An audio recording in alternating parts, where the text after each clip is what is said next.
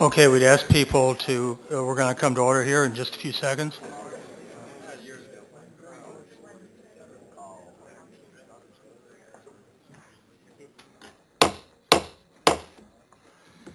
I hereby call to order this meeting of the City Council of the City of Bloomington, Illinois. For the first item, would you please stand for the Pledge of Allegiance and a moment of silence.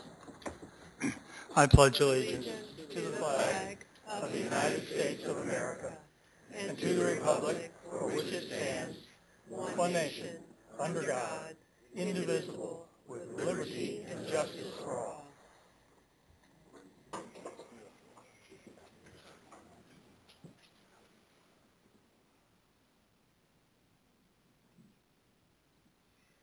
Thank you very much.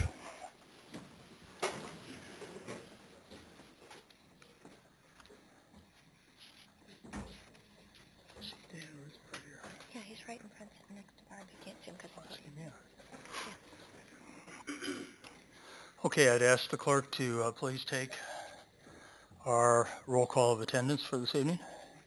Alderman Stearns. Here. Alderman McDade. Here. Alderman Schmidt. Here. Alderman Purcell. Here. Alderman Fazzini. Here. Alderman Fruin. Here. Alderman Matthey. Here. Alderman Sage. Here. Alderman Milwalamway. Here. Mayor Stockton. Here.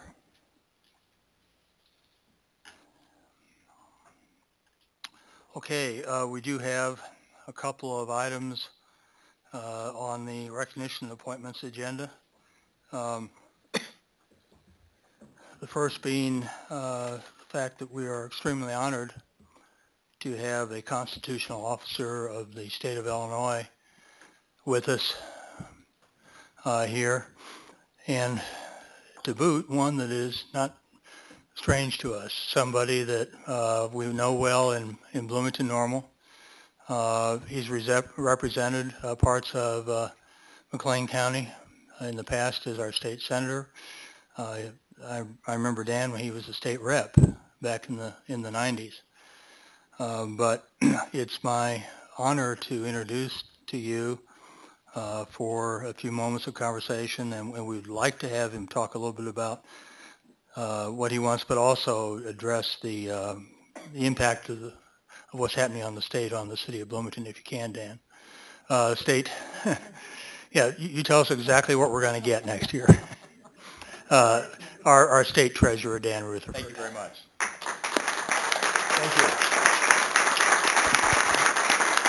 Thank Well, Mayor, I'm not sure you want me to go there because this is supposed to be a celebratory moment as your last presiding. And if I did that, then Terry Renner would say, why in the heck am I doing this? So I wanted to be here tonight intentionally, Steve, to accolade you and Linda and to say thank you so very, very much for your service. You know, when I look around both the room here and the council persons here, I think back at Walt Bittner. All right, and I was a student down the street during that time. And then I think back in the days of Rich Buchanan, and we worked very closely on the Mitsubishi project. And then, of course, my personal and very good friend, Jesse Smart, continuing on the Mitsubishi project and so forth. And then, of course, our good friend Judy, you know, when Judy stepped into this role. And each of those times, Bloomington had a different phase and experience. There were different concerns. We had traffic. You know, we had expansion. We had easements. We had assessments. We had local government distributive funds. And we had different governors that thought of maybe dipping into those, right? We also looked at the idea of where we were on motor fuel tax. We looked at sales tax. And we also looked at road construction. And truthfully, Steve, I want to be here tonight, as this being your final moment to preside as the Chief Executive Officer of this outstanding community, and to say thank you. I appreciate what you have contributed, and as you look back on your accomplishments for the city and the support of your council and the community, you will have a lot to be proud of. You have made an indelible mark on the infrastructure, the growth, and the progress of this wonderful city, and we are abundantly appreciative. You're right, Mayor. I served all or parts of this area for a long time. As a state representative, I had the honor. Later as a state senator, I had the honor. And now as a constitutional officer right here from our own home, Central Illinois, I have the honor to represent Bloomington. What we need to be prepared for as our new administration steps in and you go and look back and hopefully be an ambassador and a counselor for those that succeed you are the challenges ahead. Where we are in regards to revenue, where we are in regards to government touching us, and particularly where we are in regards to economic growth. We've been blessed here in this community of Bloomington with great icons and institutions like our state farms. And we've also been blessed that we've had our friends from Avanti's move into the community too. And as we have small businesses, 1, 2, or 3 people growing, and those with tens of thousands growing more. Just the footprint you have laid and what you have done to help make this city be so wonderful in preparation for tomorrow. To be very candid with you, it's going to be tough. Illinois today has a lot of challenges ahead of itself.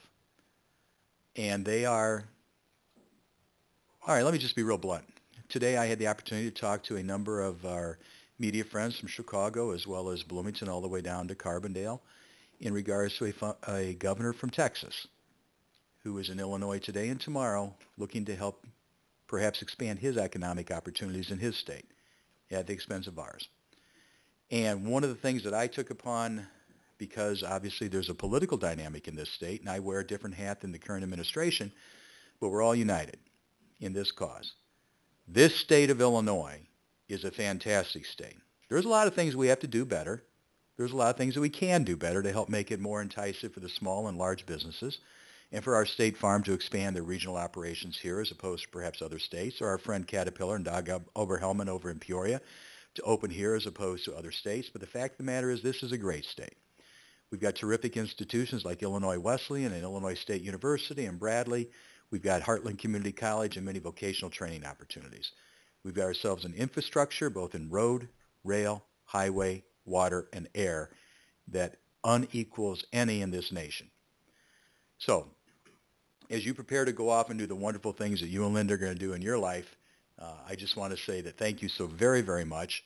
And as we work together in the new chapter of Bloomington, Normal, and McLean County, know that at least for the period of time that I have the chance to serve as a constitutional officer of the state of Illinois, you've got a good teammate in Springfield, and I'm so honored to have that chance tonight to be before you and the Honorable Council. Thank you so very much, Mayor.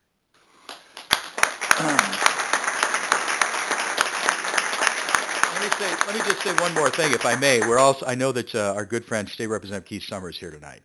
And Representative Summer does a great job for you down in the capital city.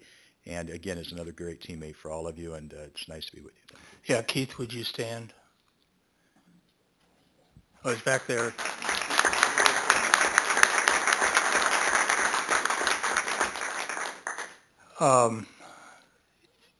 Again, we have limited time. Is there anything you can tell us, or would you rather not get into I'd be glad to do whatever you want to. I'll be glad to answer any questions. Let me just tell you, as we had this down as LGDF, and quite frankly, you're making it look a little bit like a setup, like I knew about. No, you didn't know anything. No, you didn't know anything about it. Here, all right. Let me just be blunt. As the administration is looking to what's going to happen coming the new fiscal year starting July July of this year, natural revenue growth, meaning new money coming into the state without tax rates going up. Natural revenue growth, meaning more sales tax, more gambling money, all right, and more video poker. Now, that's not where I think we should have a sustainable economy in our state, but that's the natural revenue growth coming fiscal year is $600 million. The increased payment in the state public pension system, $945 million. Now, keep in mind, this is January of 2011 when the income tax increase went into effect. The dollar for dollar of that money basically went to pay the state public pension systems. Now here, and I understand the community I'm at and where I come from, But the fact is we have to have a fair resolution to that, because if not, it's going to continue to take those resources and go towards paying pensions. The next fiscal year, the budget was cut by several $100 million. You ask Al Bowman down at Illinois State University, you ask Unit 5 right here, you ask District 87. They were cut. You ask your local community and your local state police, they were cut. Now we're getting ready for the next fiscal year starting July, $600,945. This is the first time that we've had the expenses compared to revenue that's going to have to actually be draconianly addressed in that amount. Come the new fiscal year, the options are going to be, number one, cut $345 million out of the state budget, of which I understand through the governor's budget address, Mr. Mayor, the local government distributive fund was one of those that they're looking to take from. That's not good. The options are then raising the taxes, not good. Borrowing the money, not good. Cutting the budget $345 million, all right. All of you have had to deal with this stuff. I understand. You each as council persons have had to deal with this. In my budget in the state treasurer's office, I appeared before the Senate Appropriations Committee last week and cut my budget for the third year in a row. Now, I'm the only constitutional officer that's done that, and it's tight. I know what it's like. But I don't know how all of Illinois government now in 2 years in a row can come up with another $345 million.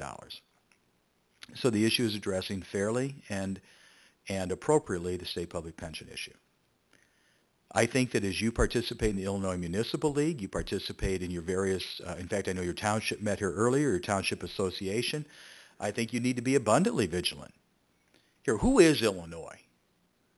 I mean, what is Illinois? Illinois is nothing more than a bunch of great communities such as Lake Forest or Bloomington or Pontiac. What makes us Illinois the strong, vibrant atmosphere that we are is made up of local communities.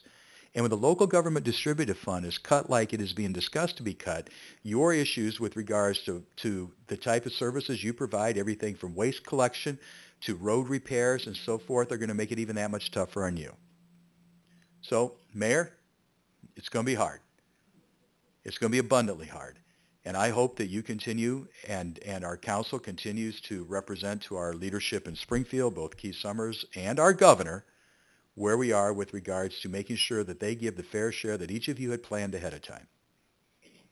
It's not too dissimilar, by the way, that if Washington, D.C. came to state of Illinois and said, oh, by the way, those funds we said you're going to have coming and you planned for and you prepared for and you budgeted and you put into infrastructure and you put into operations X number of years down the road and say they're not coming. That's not quite right. So I think that you need to be prepared. And it's going to be a hard year. It's going to be a real hard year. Mayor, if you'd like to, I'd be glad to take some questions from your council. Does anyone have any questions beyond what we're hearing here? Judy. Let's see, wait a minute here. Absolutely, Alderman. Dan. Thank you, Judy. Question on the various pension plans. We know Tom Cross apparently is sponsoring one, and there's a couple others coming out of various corners. Could you give us your view on maybe which one would be constitutional or appropriate, or what your idea is? And fair question. The issue is which one's constitutional. I'm not a lawyer, and I won't try to pretend to be. But what I do not want to have happen is the fact of someone saying this isn't constitutional while you still have a very strong, deep legal brief from another side that says it is.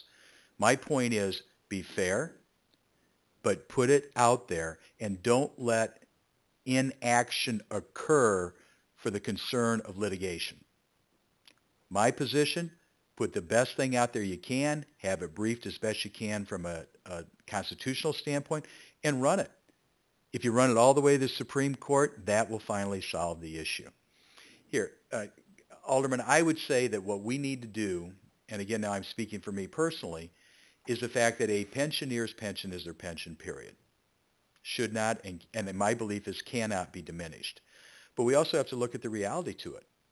I'm not sure that an automatic 3% cost of living compounded increase is sustainable.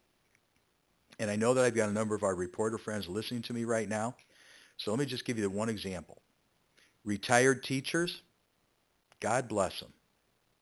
But when the retired teacher system of the state of Illinois at the end of calendar year 2012 had the estimated rate of return on the portfolio to be 8.5%. That was nowhere near reality. They lowered the estimated rate of return to try to bring it back closer to reality. Councilman, do you know what they lowered it to? 8%.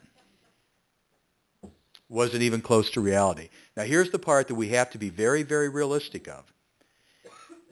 The state teacher system actually had to sell assets to make payments. There's not one person in this room, and particularly of the good stewardship, Mr. Mayor, that you and the council have done, that don't understand when you start to pay to dissolve assets to make payments, you are in a death spiral. I go to the little baker shop in Pontiac and I see my retired teacher there and she looks at me and I'm like, this has got to be fair. Your pension is your pension, should not be diminished. But I'm not sure, and I'm going to be real candid one more time because I've got the forum here you gave me, Mr. Mayor. I'm not sure that we should have 100% retiree health care being provided for all public pensioners regardless of their pension. I'm not so sure if we shouldn't means test it. If you are the widow of an individual who has passed on as a state employee and your widow's pension from your husband is 40, 50, 60, come up with a number, $70,000, maybe we should have 100% of your health care paid for. I'm going to be real sensitive because they're down the street and that's my alma mater, but if you happen to be a professor from a certain state university and you're making $150,000, $160,000 pension, I'm not sure that the taxpayers of Illinois should pay 100% of your pension. So with all respect, Councilman, my position, and I believe what we need to do in the capital city now is to put some real business acumen to it, means test it. Your pension is your pension. The lower your pension, perhaps we pay 100%. The higher your pension, maybe you pay a part of it. Those are the kind of debates and discussions right now that are pretty tough to have happen in the capital city because you've got interest groups that don't want it to change. It needs to be fair for the retired teacher. It needs to be fair for the university professor. It needs to be fair for the correctional officer, but it needs to be also fair for the taxpayer of Illinois. And with a $945 million increase this coming fiscal year, with only $600 million worth of natural revenue growth coming in, you can see, ladies and gentlemen, what you're going to have to deal with, because it will get down to discussion of the local government distributive fund. It'll get down to what type of a tax structure we're going to have in the state of Illinois, and then you go through all the other things that could well be done at the capital city. And you know how I know this? Being the treasurer, I see the dark, ugly side of this belly of the beast perhaps better than most. And Mr. Mayor, what I decided to do is call it like it is. Gentlemen or ladies? Was that enough? How much more fun do you want to have tonight, Steve? Well, Tonight. Again, we appreciate you being here, Dan. We of course have some of the same challenges, but not anywhere as dire or in the same magnitude that you're seeing at the state. And as a constitutional officer, I wish you luck. So because it impacts every one of us here in this room. So thank you so much for coming here. I would be more than glad to continue to work with you and the council and your incoming administration, but let me just say up front in closing, and I know this wasn't a part of the agenda, but I'm going to take advantage of it. I've got the microphone. Steve Stockton, thank you very much for your service to the city of Bloomington. You are appreciated. Thank you. Thanks, Tom.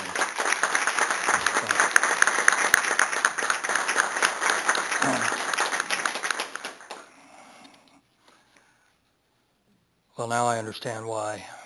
I've been trying to get Dan to come for quite a while, why he all of a sudden said, yeah, I can make it on April 22nd. But again, we appreciate him coming. He's a very busy guy. Okay, the next item we have on the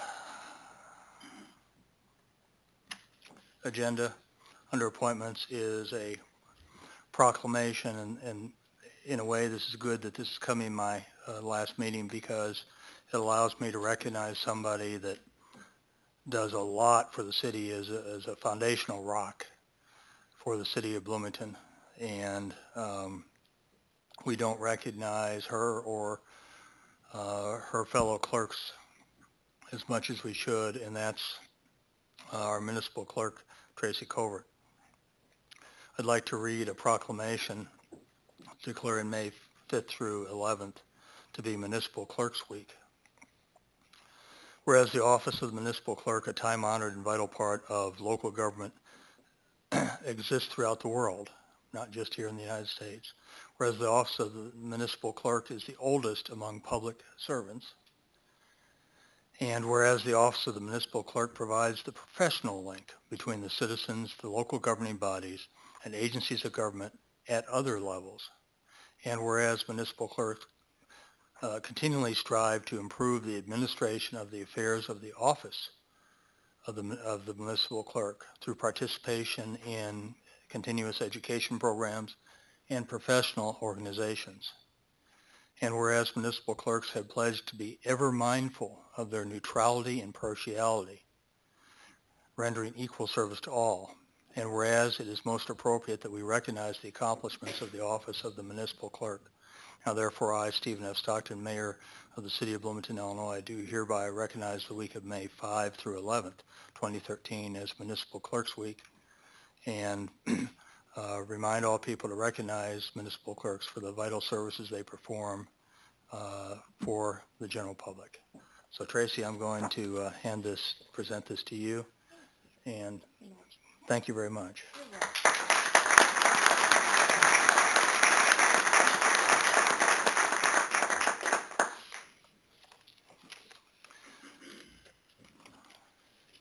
We just keep praising each other here tonight.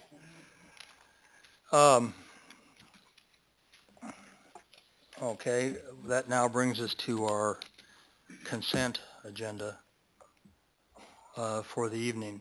The items on the consent agenda are placed there by our city manager and his staff in the belief that each item it will not be necessary for discussion or separate votes.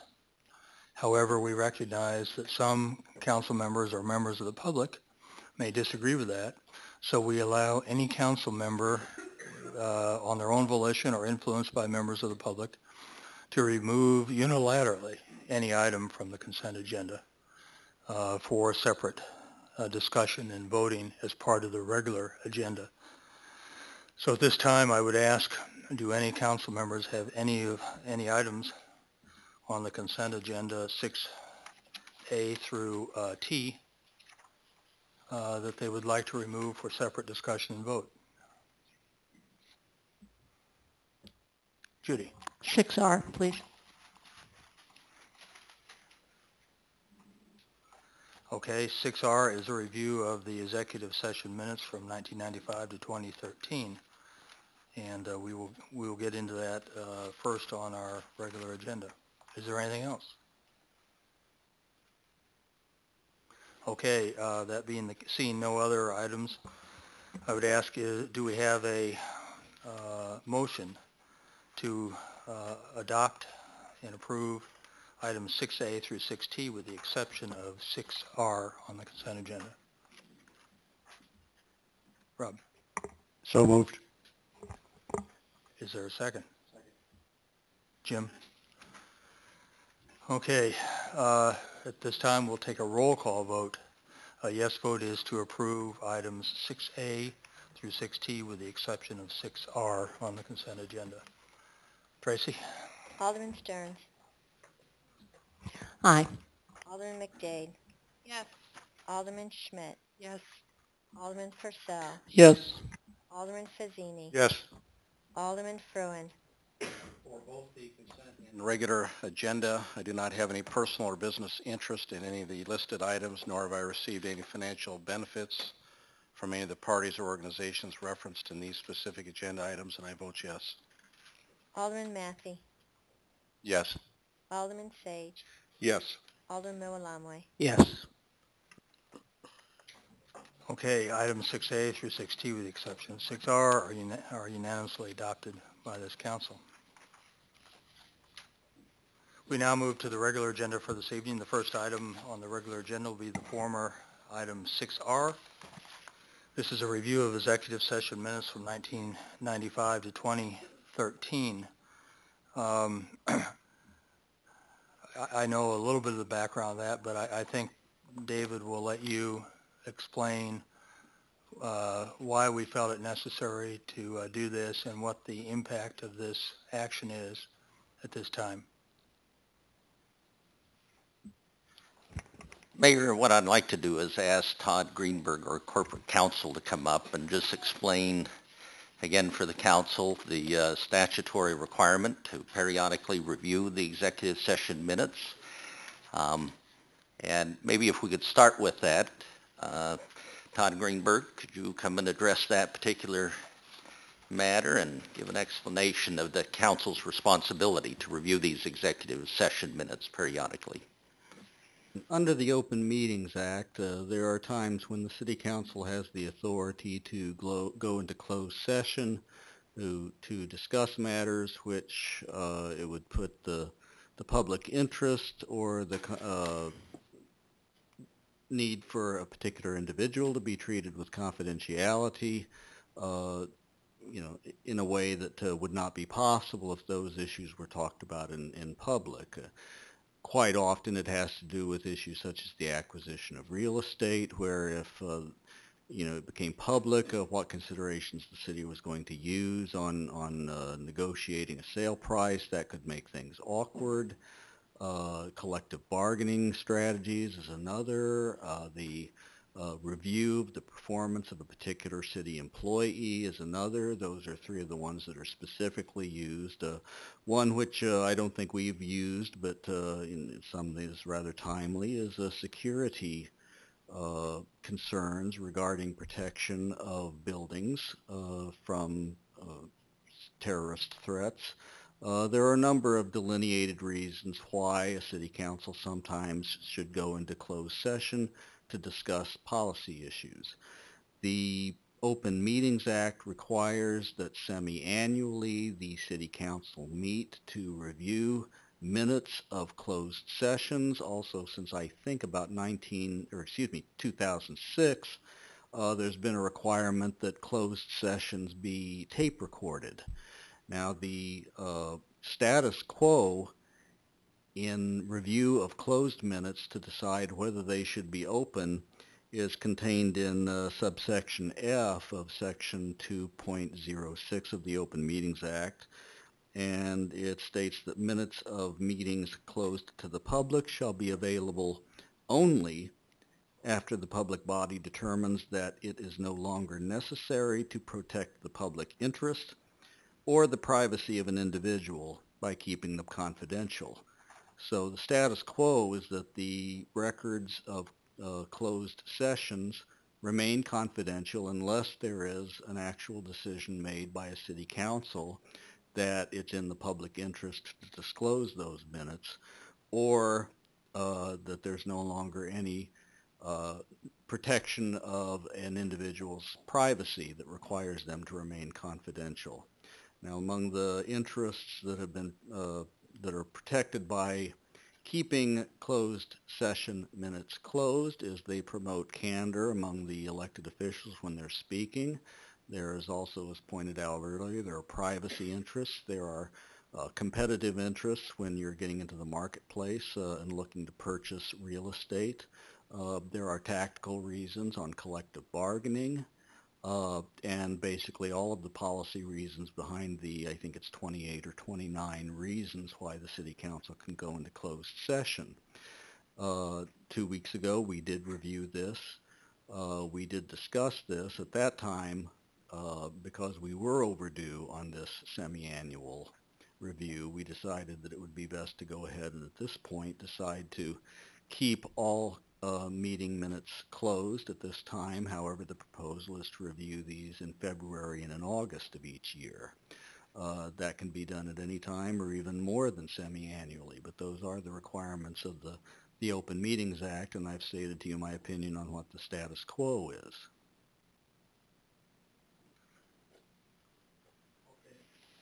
Okay, thank you for that. I'm going to ask Alderwoman Stearns, since she had it removed, if she'd like to have the first opportunity to make a comment or ask any questions. Thank you. I guess I'm curious, how many meetings, how many executive sessions are there in all these many, several years? This is a very long time. Do we have any idea how many executive sessions we're talking about?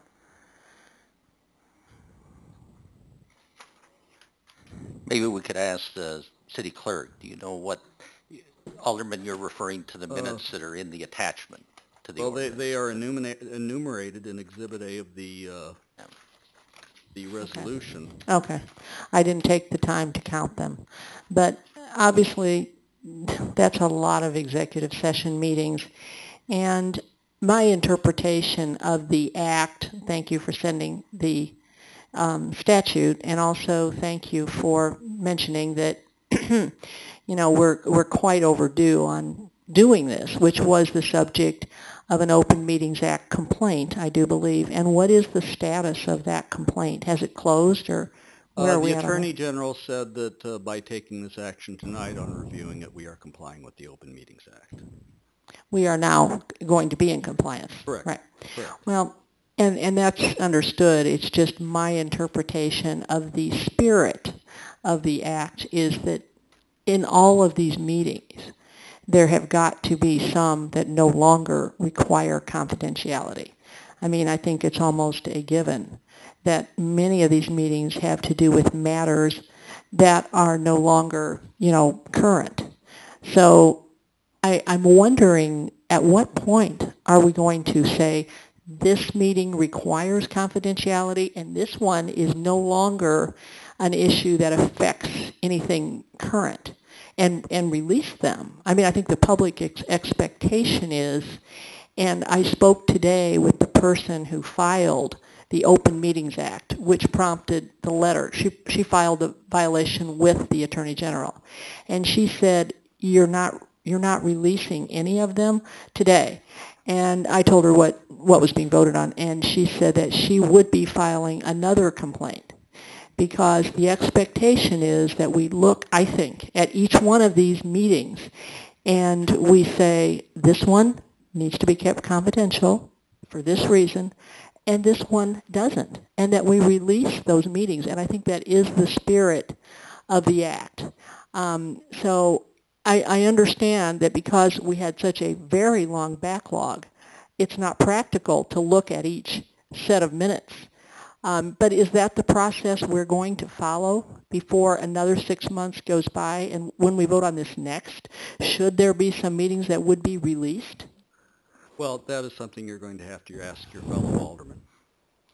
Okay. And I think we'll have, obviously, a new council at that point in time, and one that's pledged, a mayor who's ran on on many things, but certainly one of them being opening city government and making sure that our citizens know what city council is doing. And as much as possible, I think these minutes that do not any longer require confidentiality should be released. So I think we're going to be the subject of another complaint. I don't know what the Attorney General will say, but my preference would be that we would look at these and at least say, here's maybe some from 1995 or 7 or whatever the first year is that we could release. And I think we could do that. And I would suggest that it be done. That's the way I see the spirit of the Open Meetings Act. Thank you. Rob. There are 80 meetings, according to what I counted, and to go through all of them, I think the spirit of our conversation was it wouldn't be practical to adhere to the schedule that the Attorney General has given us in this case, but that we all agreed with the alderman that in the future, between now and the next time, or sometime between now and the next time, 6 months from now, that we actually go through and see what we want to release. I don't think anybody was trying to not be transparent. It's just the time crunch that we were under. And I believe in this case, we need to approve this so that we can be in compliance, and then as a new council decide how to go about looking here and determining what we can release, because I do believe that was the spirit of our meeting, that we do want to release what we can. It's just that we didn't have time this time. So I'd make a motion that we approve the recommendation and adopt the resolution as presented.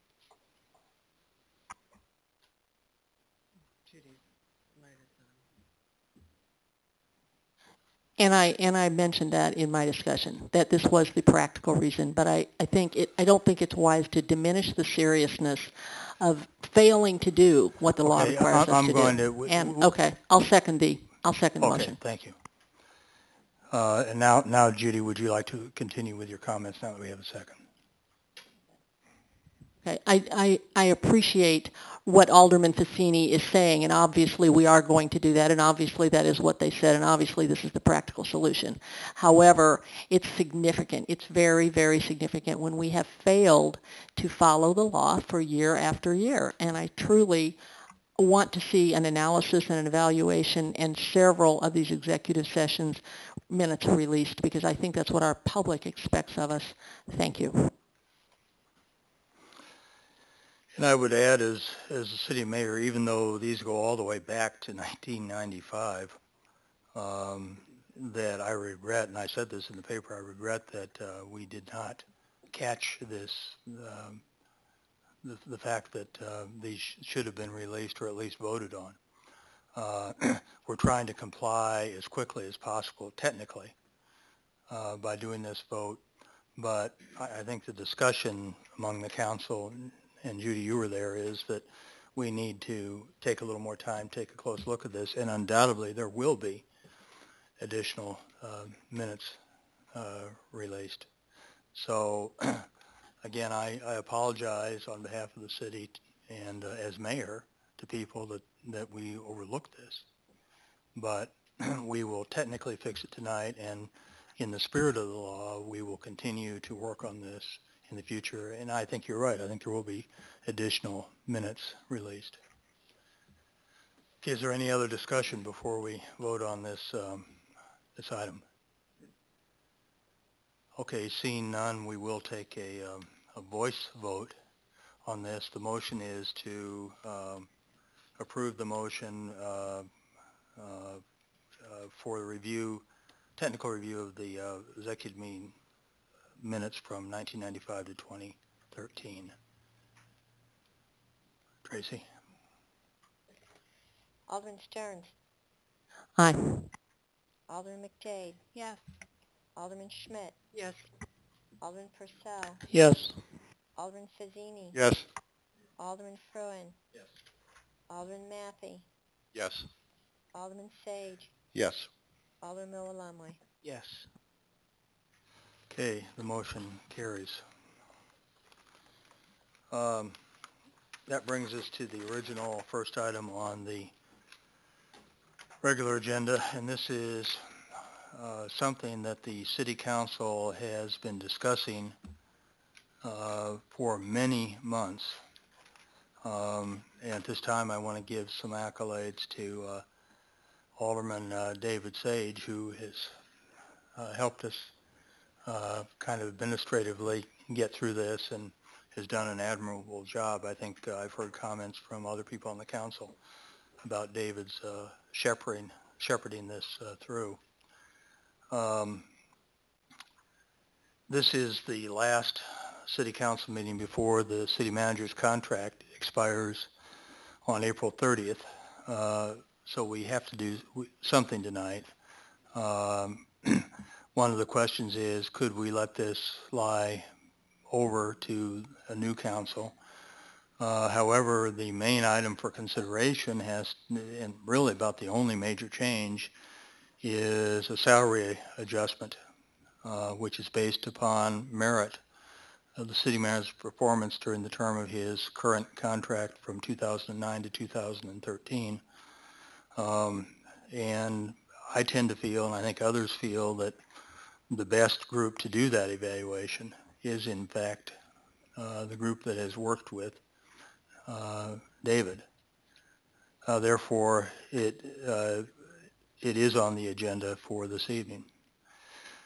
Now, that said, there has been spirited discussion over the months. There have been a lot of closed sessions as we've done the evaluation. See, there's some more minutes that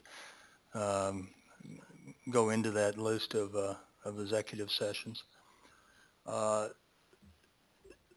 been a lot of discussion, a lot of constructive discussion about the city manager's performance, and the council has in fact reached majority consensus. It's now up to us to publicly vote on that consensus and that we have done, that we've reached behind the scenes, and the details of the contract are in fact now public.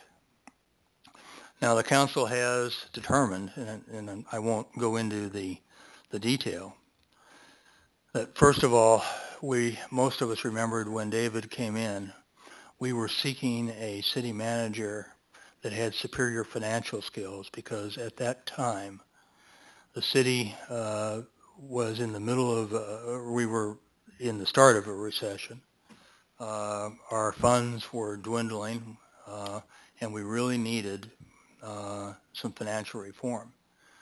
So the council agreed, let's go out and find somebody that has the financial skills to help us out. Now, I think the consensus is that David Hales, having been a city manager in smaller cities and also financial director or finance director in other cities, has performed exceptionally well. And I think the numbers bear that out.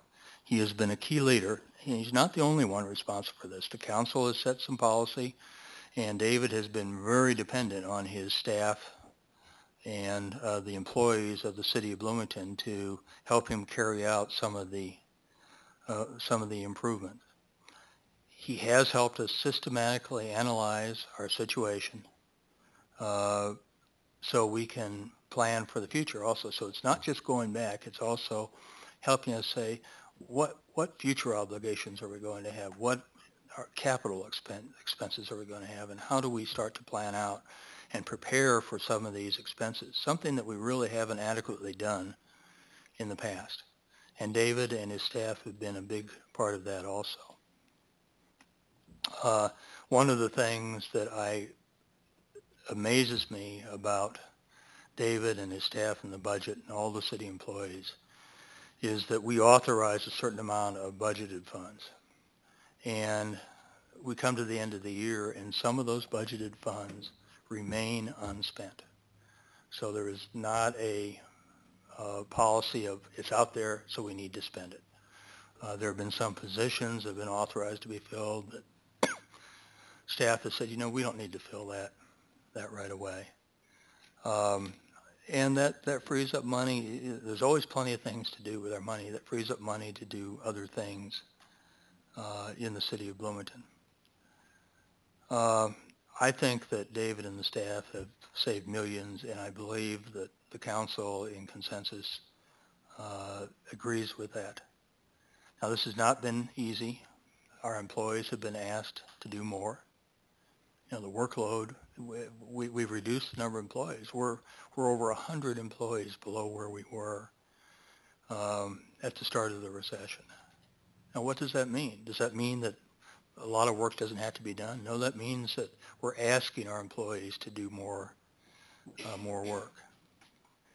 And many of the changes that we've made has sparked some controversy. So this has not been a smooth road. Nonetheless, the results speak for themselves. Now, the city manager's salary has not been increased since he was hired in 2009 at a salary level of $150,000. Other employees have, in fact, been given annual consideration. This new contract must reflect our evaluation of the city manager's performance over 4 years, from 2009 to the end of this month. All the evaluations and the performance increases are based upon the city's standard program, the standard percentages that would be applied to other managers that are not subject to collective bargaining agreements. So the council decided that from May 1st, 09 to April 30th of 10, that the city manager deserved a rating of commendable performance. Going along with that was a 3% salary increase. However, in line with a request that we made of all city employees, and it was taken up by many employees, including our management staff, that increase was foregone as a salary freeze because of the tough times that the city was going through at the time. From 5/1/10 to April 30th 11, again, commendable performance with a 3% salary increase. From May 1st 11 through April 30th of 2012, outstanding performance with a 3.3% salary increase attached. Again, this is from our normal tables. And then finally, from May 1st, 2012 until the end of this month, April 30th, 2013, again, commendable performance with a 3% salary increase. Now, in addition to that, the city has routinely conducted for all employees an evaluation of what does the market pay for similar jobs elsewhere. We want to have competitive salaries for every position in the city, and that extends up to the city manager. So we looked at comparison of our city manager salaries to comparable Central Illinois cities, and that showed us, we came to the conclusion that a market adjustment of $6,914 annually would be appropriate to make our city manager's salary competitive with other cities. Now, by comparable cities, we looked at cities with similar populations, similar equalized assessed valuations, similar budgets, and similar numbers of full-time employees.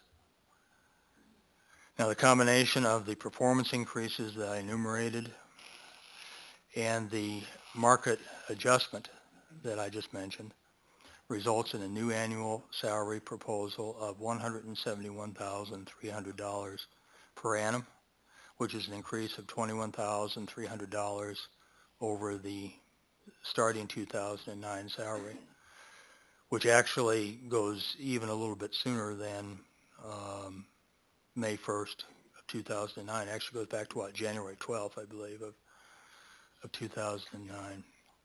Now, this is a 14.2% increase, which sounds like a lot until you consider that it is for four years.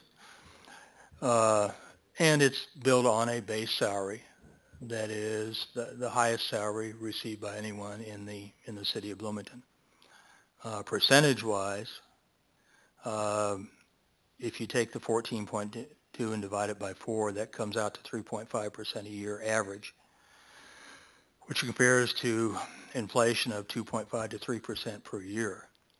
Now, if the market adjustment is excluded, that performance increase over 4 years is 9.6%, or divided by 4 years, 2.4% a year average, and that's due to the fact that one of those years is factored in at a zero, which even though your lowest evaluation would normally be 3%, that zero for the salaries freeze decreases the performance increase to 2.4% a year. With regard to other provisions in the contract, which is in the packet, all other provisions are unchanged from the original contract or are standard for city employees that are not subject to a collective bargaining contract. So we have a proposal here. I guess I would ask, would someone like to make a a motion, and then we can get into some discussion. David? Yes, Steve, I'll go ahead and move that we adopt the ordinance establishing the salary for the city manager, making retroactive the salary adjustments and the employment agreement in similar manner as presented. Okay. Do we have a second, Rob? Second. Okay, now we can discuss, ask any questions about this or discuss the merits of the motion. Would someone like to speak? Okay, David. I'll make just a few comments, Steve, and appreciate some of the things you've already touched on. You know, David, a number of us were here when you came, and it was right at the beginning of certainly the most critical economic downturn that I think I've ever lived through. And you know, I recall specifically the first month or so that you were here, that there was at least 1 week with the cash flow situation that you inherited, where we weren't sure we were going to be able to cover payroll, which is amazing to me now when I think about that in hindsight. It wasn't a few months that you had been here that the whole Remco enterprise started to unwind. And I saw you roll up your sleeves, get to work on that. That in and of itself, and I'm going to highlight a few things here, and some in more rapid order than others. I recognize that's a legitimate $1.5 million savings each year to the city when we transitioned away from Remco to our third-party administrator program that we have now. Steve alluded to, but it's again specific to highlight, I think, that even with the added staff in this year's approved budget, we're still 116 employees down from where we were. And again, we recognize the demands that are placed on our employees, but the reality is that we're now a more efficient government these last few years. We refinanced, I went back, just in 2012 alone, we refinanced general obligation bonds that saved the city almost $1 million in interest savings. We have an investment policy now, a debt policy, a reserve fund policy. We have real progress on economic development now, as we've seen with some of the work that's happened within the last year or so. We've seen our road budget increased by millions of dollars. And let me pause here and say, because David, one thing I always appreciate about you is that you always recognize that what goes on here is a team effort. Okay? It's a team effort with the council. It's a team effort with your department directors. It's a team effort with the employees. And again, I always appreciate that you acknowledge that. We reworked a budget process that has been, it's been nationally recognized for the process that's been developed and used here. And again, you've heard me say through the years that the budget process has been created here at the city, and the private sector would rival in quality a lot of private sector budget work that's done as well, let alone other municipalities. And the other thing I like, David, that I especially appreciate about you is that you have been willing to get out and meet with people in the community, whether it's the media work that you do. I know you appear regularly on WJBC. You know, after our council meetings, you're out countless evenings with neighborhood associations, with other community events. I appreciate the fact that you're willing to commit the time to be visible and be out front doing that. I've heard it suggested that Bloomington is a vibrant and active city, and that these things that we've talked about tonight, the policy, the financial turnaround, anything off of this list, that these things would have happened without you, without the teamwork here. These things would have simply taken care of themselves, and I guess I would respectfully disagree. with that assertion. If, as I suspect, we had not seen the turnaround that we've seen the last 4 years here in the city of Bloomington, there would be members of the council and others who would be demanding accountability with your performance. If that's true, and it is, then the flip side of that must also be true with the performance, the results, the achievements that have been realized over these last 4 years have to also be in part attributed to your performance. And that's why I think that the ordinance that we have before us tonight, the contract renewal and the increase in salary is warranted, and I look forward to supporting that in a few minutes. So I want to again say thank you to you and your team, the council, and our employees for the work that's happened these past 4 years. Thank you. Any other points of discussion? Judy. Thank you. I certainly would acknowledge all the hard work that Alderman Sage has put into this. No question that you know, we're all understanding, I think, the thought process that went behind all this. And yes, we have discussed it on multiple occasions, and I think I've made my views pretty clear, although they constantly evolve based on the feedback I get and the things that I see and how it affects our city and our citizens, which I've seen quite a lot over the last couple of months, and I think I've made it clear in some meetings and also in the press from the article that was recently published on this very ordinance that we're looking at tonight. And just a couple of things. One being, I asked a couple of questions today. Are we legally required to put this in effect now, this contract, to go into this contract now? Or could we wait until the new mayor and the new council is seated? And the answer I got is that yes, we could wait. And looking at waiting on a contract of this magnitude, but what it won't change is that this will bind, I'm understanding, it's a legal contract, and it will bind the new council and the new mayor. So the contract will be the contract, but yet tonight is not the critical night. It could be done when the new mayor is seated. And furthermore,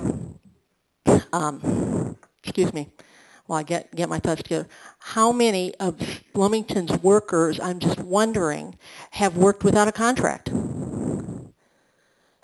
Is there a Bloomington worker who has not been without a contract? So I'm a little troubled when some of our units go, a year, 2 years? It troubles me that we're doing this now, tonight, when the citizens of Bloomington voted in a new mayor. And in fact, we have a changing council. So it really troubles me that we're doing that. The timing of this is tonight.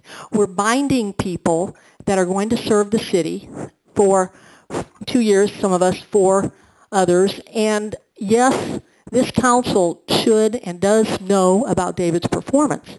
But what about the citizens of the city? And what about the workers of the city? Do they feel represented by this? Later on tonight, we're going to vote on another project, the managed competition, which is something that has been hanging over the heads of many of our workers for, as I've said before, 3.5 years. And for morale, and no one can put a price on the morale of our city workers. But to me, it's valuable. It's extremely, extremely valuable. And furthermore, the long-term effects, no one knows. We can all speculate. But it strikes me as a little bit ironic that we have to set this in stone right now, and we're giving somebody a $21,000 raise, in an era where I checked through the Wall Street Journal tonight, and I found articles, don't expect a raise in 2013. I mean, that's not what our citizens are seeing. And that's not what they're living with, and that's not what they're dealing with. Our citizens, people who don't get taxes to increase their salaries.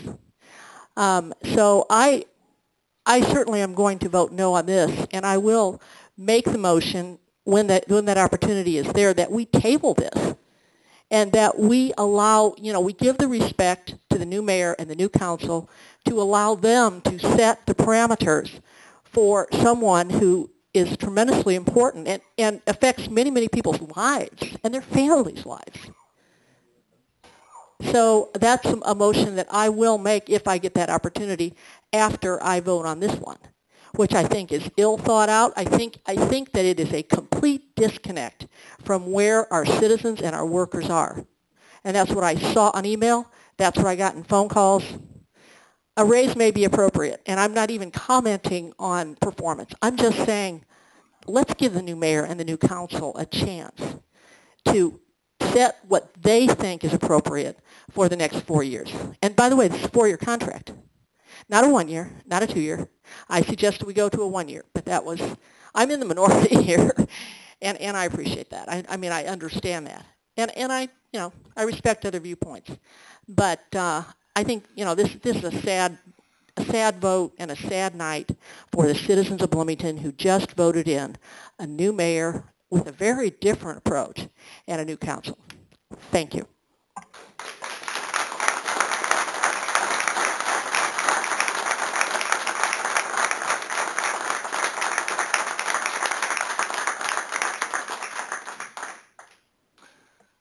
Okay, obviously you attracted some accolades for that.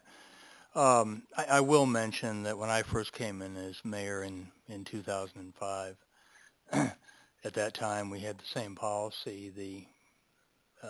I went through the same thing that Terry would be looking at. At the end of April, the normal timing, the council did approve a new contract for then city manager Tom Hamilton.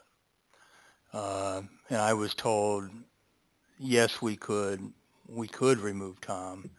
The big difference would be that there would be this golden parachute or the severance clause that seems to be standard in there. So the new mayor and council are not powerless should they find reason to remove a city manager. But it would be more expensive to do so. And again, I would come back and say, I think most of the people on the council feel that we that have worked with David need to be the ones to provide what the merit increase should be, as opposed to some people that haven't. And that's where I finally settled on when I was the new mayor back in 2005. So that's the possible justification for that. Other people wish to make a comment? Jim? Mayor, just one comment. I think it's unfortunate that it kind of boils down to tonight. And I think we all have readily admitted that we should have been doing this on an annual basis over the last 3 or 4 years. So that's unfortunate that it's tonight. But what's also misleading is the percentage, because the percentage is a cumulative number over 4 years. And I appreciate the perspective that you put on it, that if you would break that down on an annual basis, what that number would be. I can't remember what the number is, but it's less than 3%, taking away the market adjustment. And market adjustments are similar to what is occasionally provided to other positions in the city, and perhaps similar to prevailing wage. So some of these wages are adjusted on a marketplace analysis. But I just think it's a little misleading to throw the big number out there when it's a 4-year cumulative effect. And I wholeheartedly agree that the best body to evaluate the manager's performance is the people that have worked with him for the past 4 years, or the ones that are sitting here tonight. So thanks for the summary comments that you've made with respect to how we got to this particular position. And that number was 2.4%. Other comments? Or are we ready to vote? Now, Judy made mention to a motion to table. Should this be defeated, you would have the opportunity to do that, Judy, but we do need to take a vote on the motion on the floor first. So with that, I'm going to, see no further comment, I'm going to ask for a roll call vote on this, and a yes vote is to support the new contract, which the main number in there is a $21,300 annual increase for the city manager of the city of Bloomington, composed of, or calculated as I mentioned earlier, and that's a yes vote. Madam Clerk? Alderman Stearns. No. Alderman McDade. I'm sorry, please take that again so that, Alderman McDade. just holler it out. Yes. Alderman Schmidt. Yes. Alderman Purcell. Yes. Alderman Fazzini. Yes. Alderman Fruin. Yes. Alderman Mathey. Yes. Alderman Sage. Yes. Alderman Mualamwe. Yes. Motion carries. Okay, the motion does not pass unanimously, but with only one dissent. So that contract is adopted. We now move to, I don't know if we need a short recess here. We just lost two Yeah, probably council better. members. Where'd they go?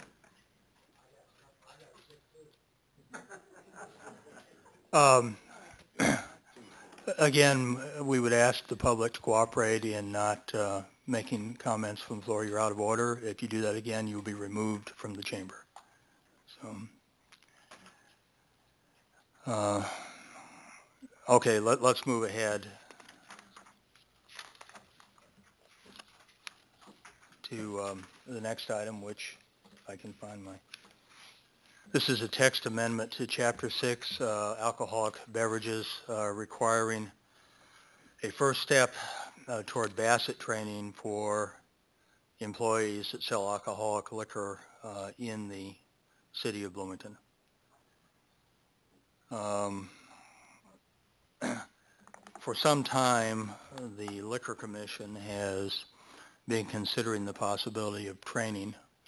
The town of Normal was making similar considerations and actually voted down a Bassett training ordinance that required every employee be trained. We had a similar proposal at one time, but as we looked at that, and actually I was the one that made the proposal, as I discussed this with many of our liquor license holders, I became convinced that it would be very impractical, if not impossible, to comply with the fact that every person had to be trained within X number of days, in part because of the fact that many, that there just wasn't the training available and there was a lot of turnover.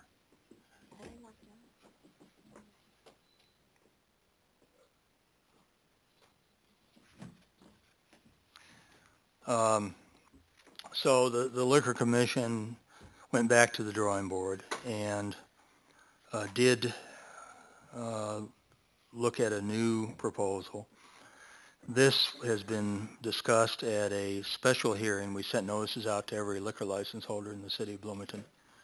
And we actually did not have very good attendance. Maybe 12 people showed up that spoke both for and against Bassett training. The two people that spoke against it, their main point was we needed to have some type of a delay in there to allow them to get the training done. But the main difference was that instead of requiring every employee that served liquor in a liquor establishment to have Bassett training, we decided to dip our toe in the water and experiment with this and say, we're going to require that there be at least one person in every establishment at all times that has that. So a small neighborhood bar, did we require every server or every bartender? Would we require that? No. Now, sometime in the future when it becomes more available and so on, that might be a possibility. But this time we decided the thing to do is to experiment with this. And then if it works well, we can expand that to more employees.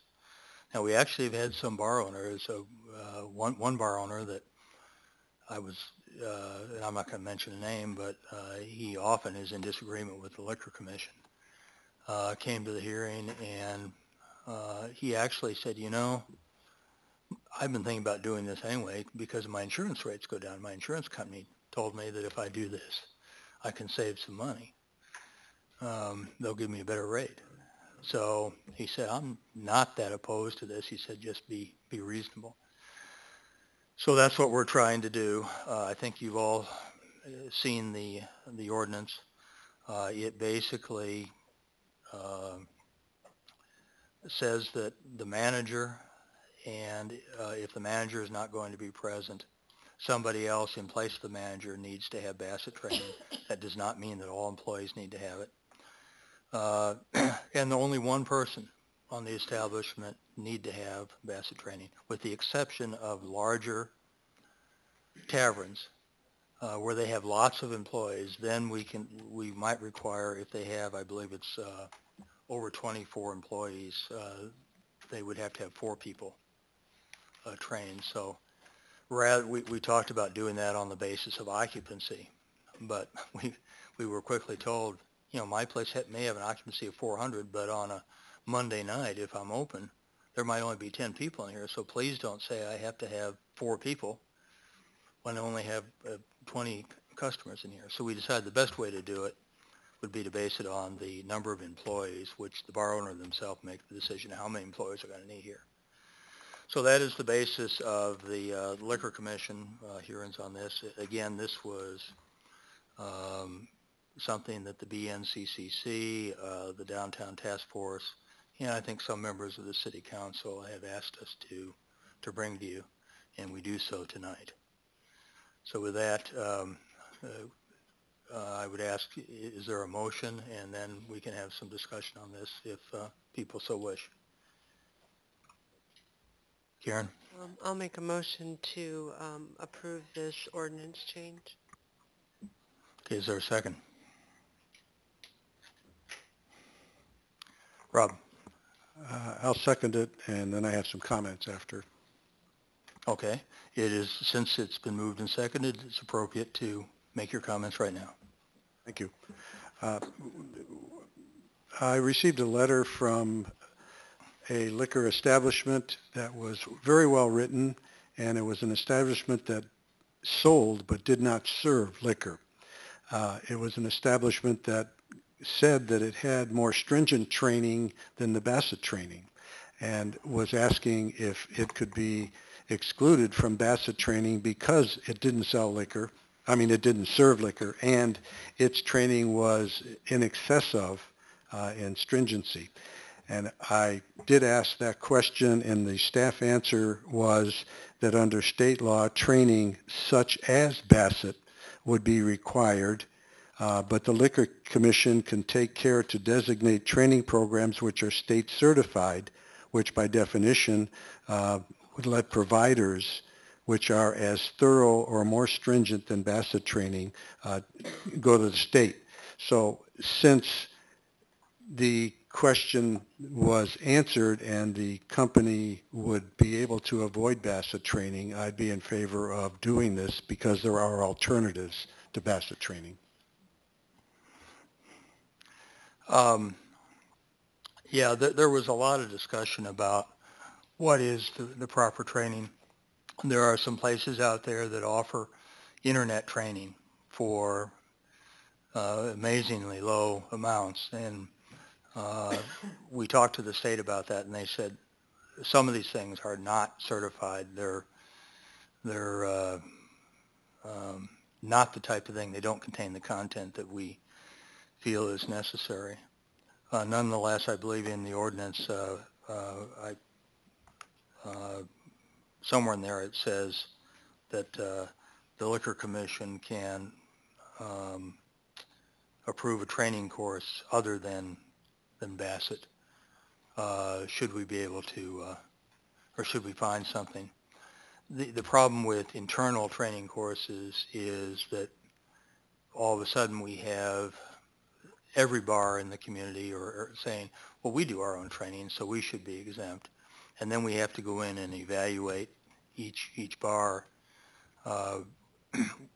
We would like to have something that's fairly universal so we know everybody's getting the same minimum requirements. David? Be a comment and a question. I think it's worth highlighting that, at least my recollection is, as we talk through some of this issue, that we as a council were going to, I think, try to encourage perhaps a little higher degree of enforcement in the downtown area. And that, again, as you stated, this came out of a downtown task force recommendation. And so that it seemed reasonable, fair, if you will, that if we were going to step up enforcement, we ought to encourage and make sure that the training was available to the business owners so that they understood what they were going to be responsible for and accountable for. And so that was part of the rationale, I think, for moving forward with the training. My question is that, was there any comment or any concern expressed at the Liquor Commission for perhaps this idea that this sprung out of a downtown task force recommendation and study in dealing specifically with some downtown issues, but then trying to generalize this across the entire city where we perhaps weren't as concerned with maybe some of the enforcement issues that we were specifically looking at for downtown. At the hearing, and we also had a Liquor Commission hearing, so we actually had two separate hearings on this. We had 3 people that sat at the hearing of all liquor license holders. We had 2 places say we were small places. One was a fraternal lodge, and they said, we do our days, we don't have a general manager, we have a bartender, and these bartenders come in, work a few hours, then the next bartender comes in. And if we lose a bartender for some reason, we scramble to get a new bartender in so that we don't have to shut down from 2 o'clock to 4 o'clock.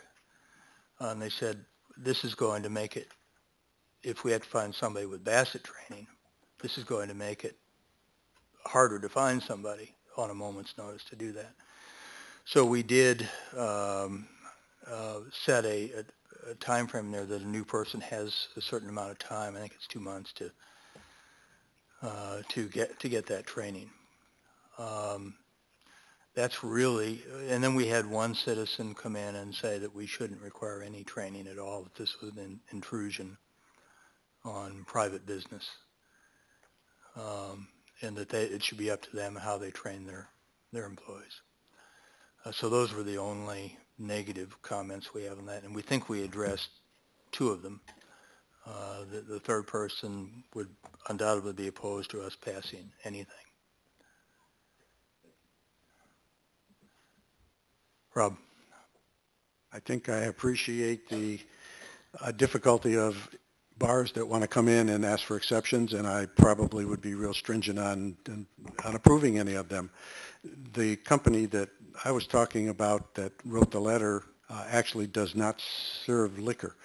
It just sells it, and I think that makes it a little easier to consider an exception as long as we know that the training is still going to be done. They're volunteering to do the training. And the Liquor Commission shouldn't put itself in a position of having to have 15 different exceptions that they have to check on every year, because that is what you would have to do. So I'd say the exceptions ought to be minimal, and if they're just selling rather than serving, that gives them a leg up on an exception.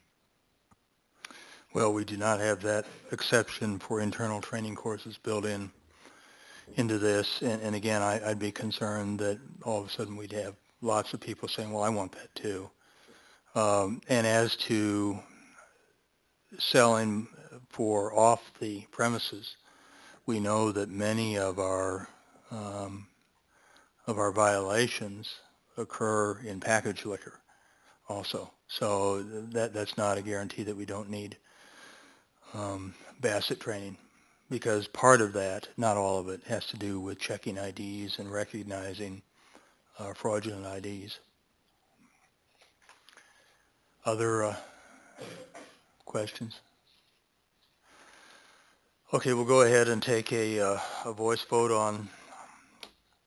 on this, or not a voice vote, a roll call vote on this ordinance. Yes vote is in approval of the ordinance, but recognize that this is dipping our toe in the water, and that it certainly would be something that could be changed after we experiment with this a little bit, creating some exceptions if they're necessary, but also possibly making it more stringent as the training becomes more universal.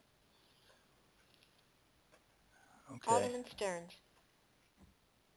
Aye. Alderman McDade. Yes. Alderman Schmidt. Yes. Alderman Purcell. Yes. Alderman Fazzini. Yes. Alderman Fruin. Yes. Alderman Matthey. Yes. Alderman Sage. Yes. Alderman Milamwe. Yes. Okay, the motion passes unanimously. The Liquor Commission appreciates this, and I'm sure under the new mayor, he'll be very receptive, and likely a new commission, he'll be very receptive to needs and the possibility of adjusting this. We now move to item number C. This is an analysis of bids for Eagle View Park construction. At the last meeting, the council made the policy decision to authorize up to $600,000, and I remember several council members saying not a penny more for that park. And I believe the bids actually came in excess of this, so I'm going to ask our city manager to explain what they've done with regard to the contract, so that we can carry forth. And the question is, are you going to be able to comply with the $600,000 limit? David? And the answer is yes.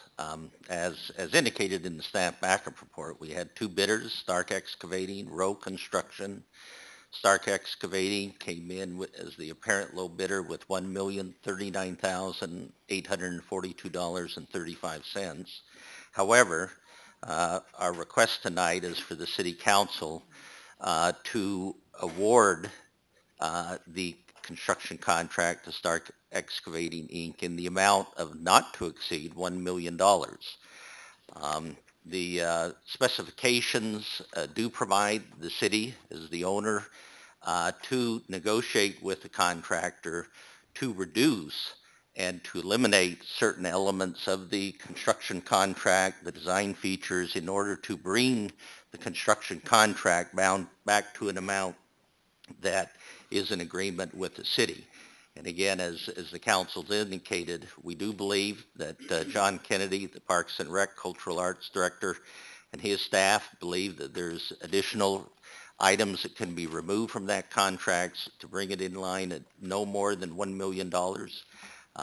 Already, city staff, Parks and Rec staff will be doing some work, some in-kind, and keep in mind that there is also some elements of the project which will not be built till some future point in time. So with that, I'd just like to again indicate that our recommendation tonight is that you award the Eagle View Park construction to Stark Excavating, Inc. in an amount not to exceed $1 million, and the mayor and city clerk be authorized to execute the necessary documents. Mr. Kennedy is here tonight to help answer any other questions you might have of the contract or the project in general. Okay. we'll go ahead and let you do your presentation and answer just a few questions before we ask for a motion. Is there anything you'd like to say? I'm just happy to answer any questions. I think City Manager Hales, presented the information adequate. I'd be glad to answer any questions that might come up. Rob? Will holding this down to $1 million affect the eligibility of the $400,000 state grant? No, it will not. Thank you. But we do need to spend $1 million to get the grant. Correct. So this has to be fairly precise. The council says not a penny more, and the state says not a penny less. That's correct. Okay. Jim? That's clarification. We need to meet all the requirements of the grant within this, and we're very confident we'll be able to do so and come in under the $1 million, but yet qualify all the requirements. Okay. Mayor, I'd like to make a motion to approve the staff's recommendation to award the bid to Stark Excavating not to exceed the $1 million. Okay. I'll second. Okay, it's been moved and seconded. Now we can go into full-fledged discussion and debate if anybody wishes to do so. Of course, we've hashed through the desirability of doing this. This is just more a matter of, now that we've decided we're going to do it, are we comfortable with awarding this contract? Okay, I see nobody, so we'll go ahead and take a vote on this. Are you getting ready to vote? Yeah, I think. Okay, a yes vote on this is to award the $1 million contract. Alderman Stearns. Alderman McDade. Yes. Alderman Schmidt. Yes. Alderman Purcell. Yes. Alderman Fazzini. Yes. Alderman Fruin. Yes. Alderman Matthey. Yes. Alderman Sage. Yes. Alderman Millamway. Yes. Okay, motion passes unanimously. That now brings us to discussion I think a number of people in the room have been waiting for. Not just tonight, but I know this discussion has gone on for several years regarding a managed competition plan for the city of Bloomington. As one of the aldermen has stated, this has possibly put a cloud over some of our employees about how does the city intend to use this and what does this mean for me. And believe me, I think every one of us has had a position, so we understand that. We're also concerned that we maintain the trust of employees, and quite frankly, I don't think our employees have trusted us on this one. There's a feeling that what's the city trying to do to us here? Some of that was brought about by the fact that the statement or the policy that was developed by the city manager and his staff was very complex, and I think many people said this isn't managed competition, this is just a recipe for outsourcing, and that concerns us.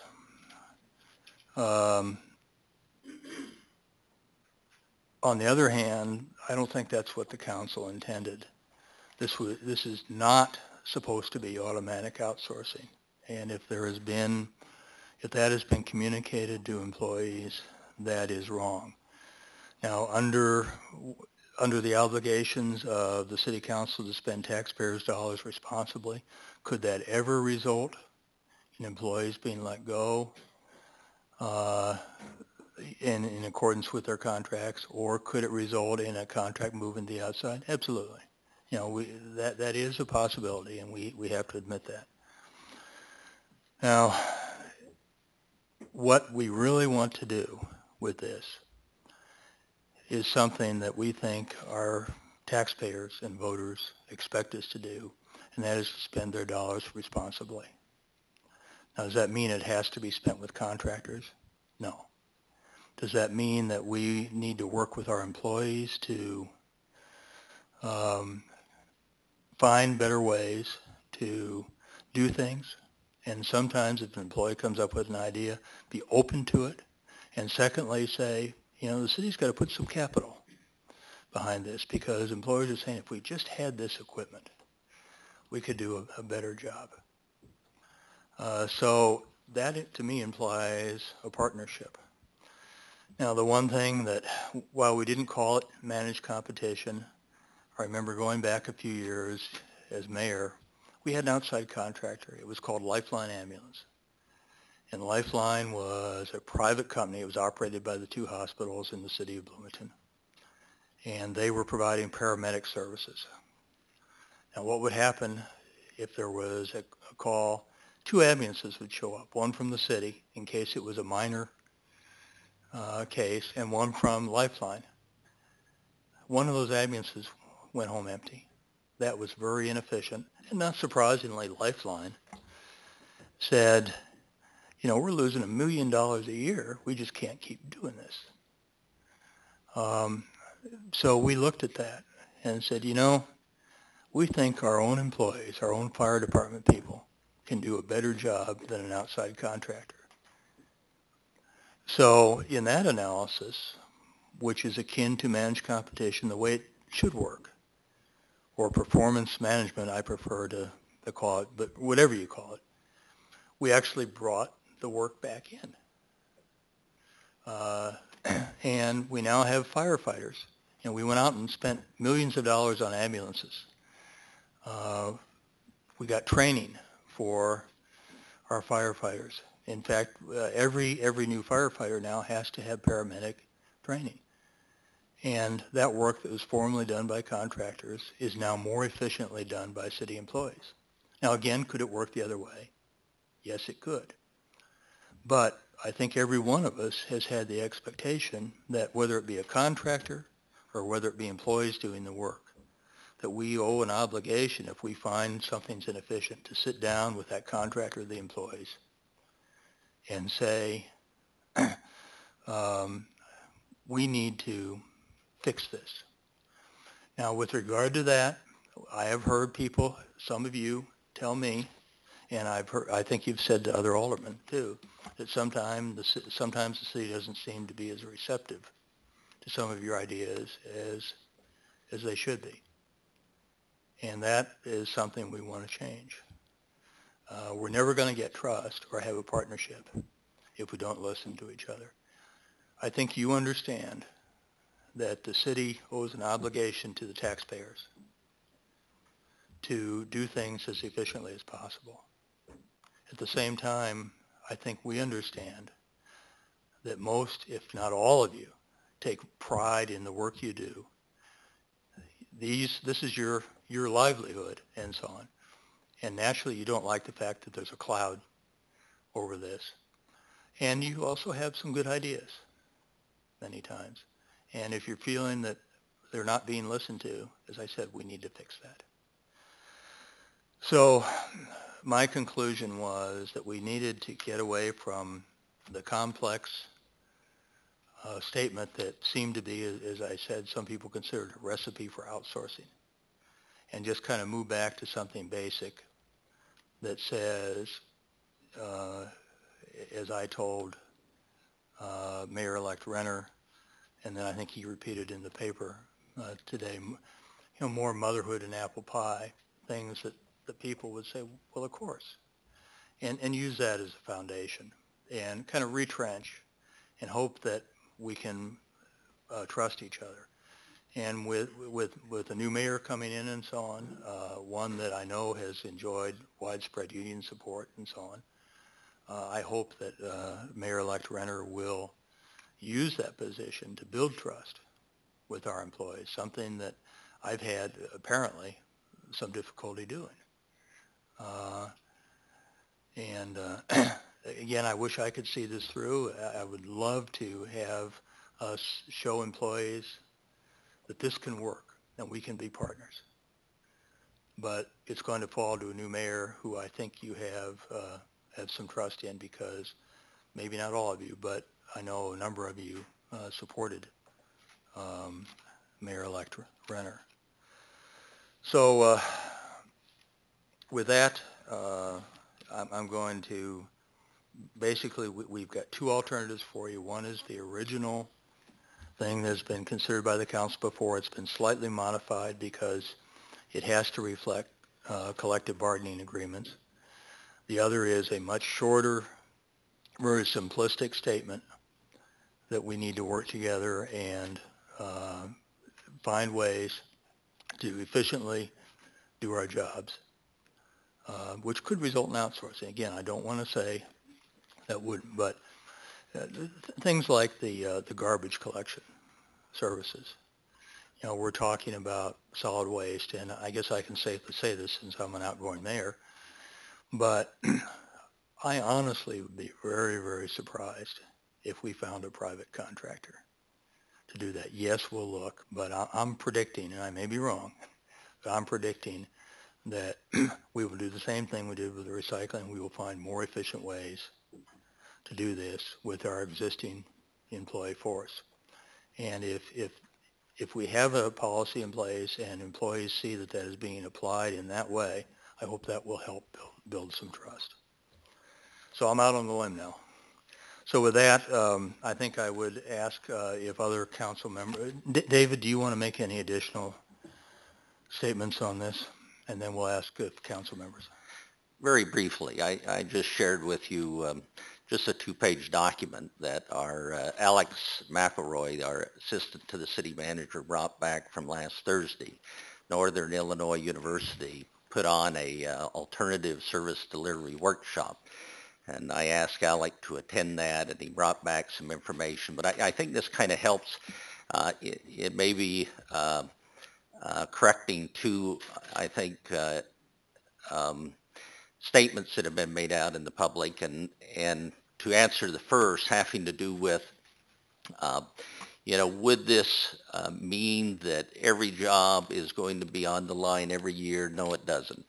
If you look at Carrollton, Texas, one thing that they did is, and frankly, we've spoken to that city manager quite a bit, but one thing we were really impressed with their process, which I've shared with many of the employees, is that it is very much a long-term process. In fact, very few of the services ever got outsourced. This shows out of 15 programs that they evaluated, only 3 actually were contracted out. The reality is also that even staff can only take on maybe 3, or 4, probably at the most, programs to look at each and every year, because it is a complex process to look at the costs and to really be open and transparent with what are our in-house costs, what are our outside costs. And as you, the city council, has asked, let's look not just at the public sector, but the private sector. But that helps kind of point out one, and even I think in Carrollton, it's taken them 10 years to kind of go throughout the entire city. And one thing they really stress, coming from the standpoint of employee collaboration, once the research is done and they have a good handle on what are the costs, both in-house and outside, then they work with the employees to see, is there anything that can be done to help us internally be competitive? And many times there has been ideas and things done by the employees, by the unions, to make changes to become competitive. And when that result has been achieved, and that may be over a year's time or maybe longer, the report goes to the council, and down there, except in 3 cases, the council said, you know what, we're comfortable that we've become competitive. Let's keep the operation in-house. But it has also, I think, implemented kind of a cultural shift in that in this day and age, as we all see throughout the nation and now globally, there's that ongoing, continuous need, from an organization culture to look at how can we continue to improve? How can we continue to be more efficient, more effective, help achieve a very high customer service standard for our customers. And Mayor, like you said, we have very high, customer service ratings for many of our services. So I think that's important to point out that, it's not even feasible to really look at more than a handful or less services each year. And it could take 10 years to really go throughout the entire city. Second thing, I think it's important to point out that all positions would be looked at, including my office, legal, HR, and the information we shared with the legal is there is no sacred cow with managed competition. And even tonight, you approved my contract. You can disapprove my contract. I'm a contract employee. But I think that's important to restate to the employees is we've always said that there is no position, no program that would not be looked at. So there is no, exceptions to the rule. Be that as it may, I think it's also interesting as you look at just this little piece of information. It's one of the major cities, biggest cities, San Diego, actually had 2 public referendums where they were, it took probably 6-7 years before they could even get up and going. But I think maybe a lot of the attention maybe is fixated on the term. But Mayor, like you said, in this day and age, with what you and I think even our employees have heard from the taxpayers, there is kind of this taxpayers feeling that, wait a minute, government, whether it's be local, state, or federal, don't keep coming back to us and asking us to pay more in taxes. They want to see government at all levels to be as efficient as possible. Don't raise my taxes. You continue to be innovative, to be creative, just like the private sector is having to do because of the hyper-competitive nature of what we're seeing. And unfortunately now we're in a global competitive. From an economic standpoint, we're competing for businesses on a global scale to not only stay in Illinois, but hopefully someday, begin to come back to Illinois like that used to be. Mayor, I do appreciate what you have come up with in this alternative B, which again is a much more general statement. But again, I think it embodies what we're all seeing is being asked of us by the taxpayers, and also how we need to kind of change our culture, that innovation has to be a continuous commitment by every employee, myself, the council, because our taxpayers are demanding that. And just like they're seeing the private sector continue to economize and be more cost efficient, that's what I've heard you tell us, that we as a staff need to continue to do so as well. So I appreciate that as another alternative for the council tonight. So thank you. Okay, and again, David, what I'm trying to do here is to retrench and say, let's agree on some basic foundational principles that everybody says, of course we have pride in our jobs. Of course we want to be efficient. Of course we want to provide the best services of any city in Illinois so that people will move here and our city will grow and prosper. Those are win-win type things. And I just hope that if we do pass Alternative B, that means that we can sit down with our staff and employees and say, okay, what do we agree on in here, and how do we build on that? And how can we develop that partnership and trust with a new mayor and new council and you to get this done, and to have everybody say, you know what, back in 2013, we really built on something, and we're now very proud of what we do as a city.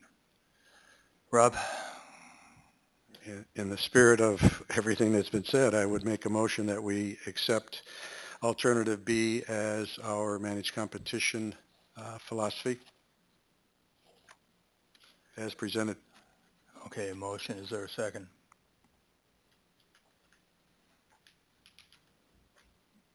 Dave? Second. Okay, we now have that Alternative B on the floor.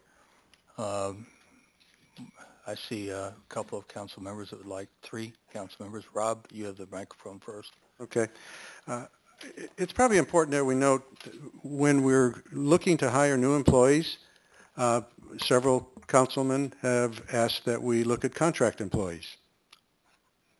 And I think that's a good idea. We will do that. Right, City Manager? Yes. Yeah, I thought so. That effectively is managed competition. Let's do this in the most efficient way possible. Also, Mayor, you mentioned that we need to make sure that our employees who we value are being given an opportunity to be competitive. And I think we did that in the recycling, where we spent over $1,100,000 on new vehicles so that our people could be more efficient. And if we made a comparison to our staff versus an outside source, we're comparing the most efficient possible inside versus outside. And we're looking at doing something with garbage trucks. That'd be another $2.1 million that we would be spending on behalf of our employees to make sure we keep our employees. So I think in the spirit of things, we are trying to make sure that our people are the most efficient and that we don't have to go outside. Mayor, can I just add one thing? I just wanted to, for the record, I think it's important to point out the city will be spending upwards between $5 and $6 million on solid waste automation, new equipment, new carts. And one of the results we hope to get is not only have it a safer operation for our employees, but even a more cost efficient. So it's truly a major investment we're making, $5 to $6 million to put our employees to the point of not only have it safer, but also, one of the most efficient operations as other cities have shown over time. Thanks. Stephen. Well, I think you heard Dan Rutherford speak a little bit tonight about the state of Illinois' financial situation. There are $97 billion, he didn't mention this number, $97 billion in unfunded pensions. The city of Bloomington is about $120 million in unfunded pensions. So anytime that you look at how to make a government more efficient, you have to look at all the aspects. In 2009, I did look at Illinois Institute Policy. They sent me a email that looked really good as far as what Glenview had accomplished up in the Chicago suburb area. So I called Todd Heil and I made an appointment to go visit him. He gave me a half hour on the phone. When I got there, we spent about 3.5 hours talking about managed competition, what it was, what it wasn't, and how actually it worked, and what was important about doing it. They were $5 million in debt, facing a big problem of layoffs and other things. In fact, we faced that same problem back in about 2008, where we were $5 million in the hole, and we decided to do the early retirement incentive, which cost us about $2 million up front, but really overall cost about $5 million. And the reason we did that is we didn't want to lay off 70 young workers. We would rather entice the older workers to leave rather than lay off 70 younger employees. So that was the process we looked at there. What's going to happen when Illinois, in my opinion, just my opinion, that they're going to try to take as much money as they can away from us, about $2 million. The pension plan should be funded about $4.5 million more next year. So if you had the $5 million we're putting in for the police and fire, along with the $4.5 million or $5 million, let's say, just round it off to an easy 10. You're going to come up with $10 million next year that you don't have right now. Okay? So that's why you look at things like this in nature to say, how can we minimize the amount of outlay of money to supply the services? What is it we're going to do to either make them work easier on the budget, or that we look at other sources to try to figure out how to provide those services without laying out the money. And also the pension plans. The pension plans are $120 million. You would like to get your pension when you retire. The question is, will that money be there, and how do you put the money there in order you have a pension when you want it, whether it's police, fire, public service, okay? So I did call Todd today, and Todd Heilman. I called him on the phone at Glenview. He answered. The secretary answered, and and I wanted to talk with him and told him who I was and what I wanted to talk about. And so a few minutes later, I got on the phone with him, and he said that the plan up there, the managed competition, is working well in Glenview. They have a sustainable budget. They have a CIP project between $15 and $20 million each year, and they pay cash. They don't have a bond debt. They just pay for their road work. They just pay for it. They have a communication center they put in a few years ago. They have 4 cities they now take calls for, and it is running profitable, their communication center. They have 3 more cities that are on line right now to come on, so that'd be 7 cities they'd be taking phone calls for. And their communication center is actually making a profit. Not only are they paying for their expenses, they're making a profit and putting it back in the general fund. He said you have to be very transparent with the cost modeling so the citizens know the cost with the inside and outside the city and departments and total compensation. You have to let everybody know what total compensation is for what the services provided in the city and what the total compensation is for providing it outside the city workers. Okay, so we have 2 proposals tonight, A and B. A is, to me, is a better way to go because it does set out different guidelines of what you should do and how you should proceed and to find out and show the citizens, here's how much it costs us to provide it in the city. Here's how much it provides if somebody else provides it outside the city. Okay? And then you can make adjustments and you can make decisions based on what you know to be fact and truth of what it costs for you to provide it, what it costs for somebody else to provide it. Okay?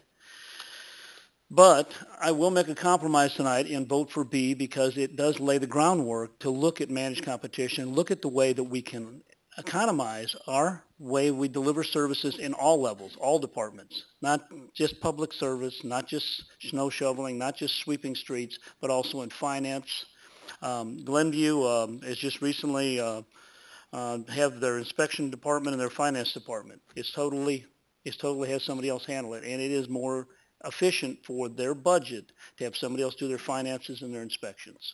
Okay, so there is other cities that we have had this handout from David today on there. And there's another city that he talked about also on the phone, Gray Lake. Gray Lake doesn't even have a bond debt at all. They totally are debt-free, and when they want to do something on a project, they just have the money in the general fund and pay for it. They don't even have a bond debt once, so they're totally debt-free at Grays Lake. And they also have their phone calls taken by Glenview for their emergency services.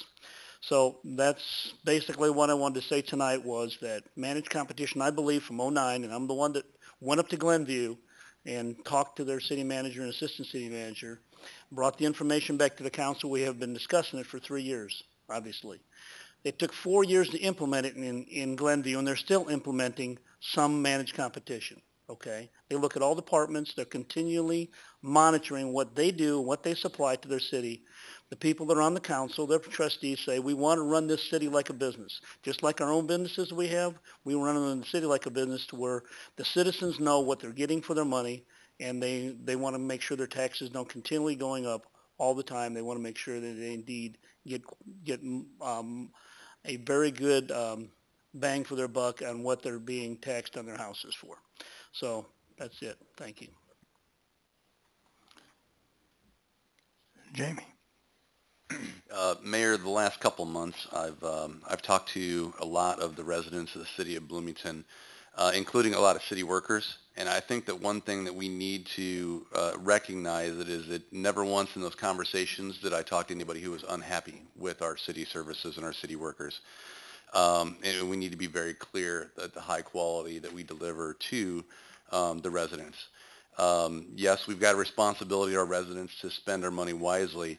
And I think that one of the reasons why, while I couldn't have supported Alternative A, I can't support Alternative B is because the line in there, we will, in partnership with employees and contractors, and the partnership being the key word there, you hinted on that.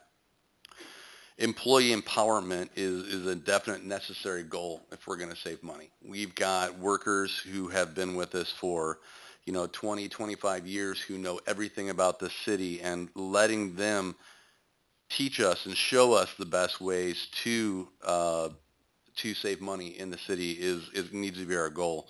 To steal a business book idea that we use in my businesses as well is we need to fire some bullets first to see if any of those are worthy of becoming cannonballs. And we'll let those cannonballs, when we find them, be the ways that we save money. So I can support alternative B because the main goal of alternative B is to get the city workers back to the table and let them teach us the best way to save money. And you feel that partnership doesn't convey that meaning? You'd rather see with empowered employees and contractors? Or? He's agreed. Oh. He's agreeing. He's just saying that's the key. Okay. I'm sorry. I misunderstood you. I thought you said you couldn't support it because of that. Okay. I apologize. Mboka. Very good. Well, when I came in, I took a look at both alternatives, and I think initially I looked at the City Council statement on improved delivery of city services. And as I listened to the conversation tonight, it reminded me of why this got derailed in the first place, because of sometimes the use of terminology. The word competition to me implies a winner and a loser, and which is something that I do not like, because I highly value the city employees and the work that they do. And I think many of us have said before that we're very satisfied with the level of service that we receive. What I found attractive about alternative B was the word in partnership, which I think is important, just like Jamie said, to bring back employees to the table and let them have I guess a say in the future of our services, because I think a lot of the good ideas could come from them because they provide them and they experience them firsthand more than we do. But I have to say, in listening to the conversation, I think there's a need for again, clarification in addition to the issue of terminology that I mentioned, because it seems like both are being used back and forth, and that lends itself to confusion. So I'm going to hang on to the idea of partnership, and that we would be working as a partnership with city employees to achieve what we want to do. And I do think that just like Mayor Stockton said, that our employees eventually will prevail, in many of the cases. Because I do believe in their ability to be innovative. So those are a couple of the thoughts that I have at this moment. Thank you. Jennifer. Thank you very much. I just want to spend a couple of moments talking about my position on this, and I appreciate the opportunity to do that. The alternative B, which has been presented to us, there's a lot of language in there that I think is actually, it's in some of the documents that we've worked on. It's similar to some strategic plan language. I think we talk a lot about being committed to effective, efficient government, being a good steward to the taxpayer dollar, and so on. And I agree completely that we do need to explore solutions for a financially healthy city. We heard tonight about the future of the state of Illinois. I think we understand the financial realities of the city of Bloomington. And there's no doubt that we are going to need new solutions for a more sustainable financial future. It's not a question at all. I'm fairly confident that tomorrow's Bloomington is not going to look at all like today's Bloomington. I don't know, and I mean that in all sorts of ways. But When I hear words like climate, trust, empowerment, innovation, there's a lot of opportunities in those words for both the employees of the city and for the residents that are here. And those are really big ideas. And those are really big places that a lot of public and private entities are trying to go. But I don't think you get there in a paragraph. And when you sit down at the table, I don't want us to be bound by this language that's here. I don't think that that is what's going to propel us into innovation. I don't think that that's what's going to propel us into a new financially healthy Bloomington. I think we've got a lot of people that want to get there and know that we need to get there. But I don't necessarily want to see us sit down bound to this paragraph, which I'm sure we would all wordsmith a different way. We would all read different things into it or out of it. But the bottom line is it's not going to create trust. It's not going to create empowerment. It's not going to lead us down the path to innovation. Those are big ideas, and those are things that I think a lot of us want to do. But to me, they're done in a different way. And so while I'm not sure what the future holds, I think that this concept is past its prime, that the new city manager and the city council need to carefully examine this issue and a lot of other issues which are going to take us down the road to a financially healthy Bloomington. But I will be voting against both option A or B tonight on that basis, and I thank you for the opportunity to express my comments. Thank you.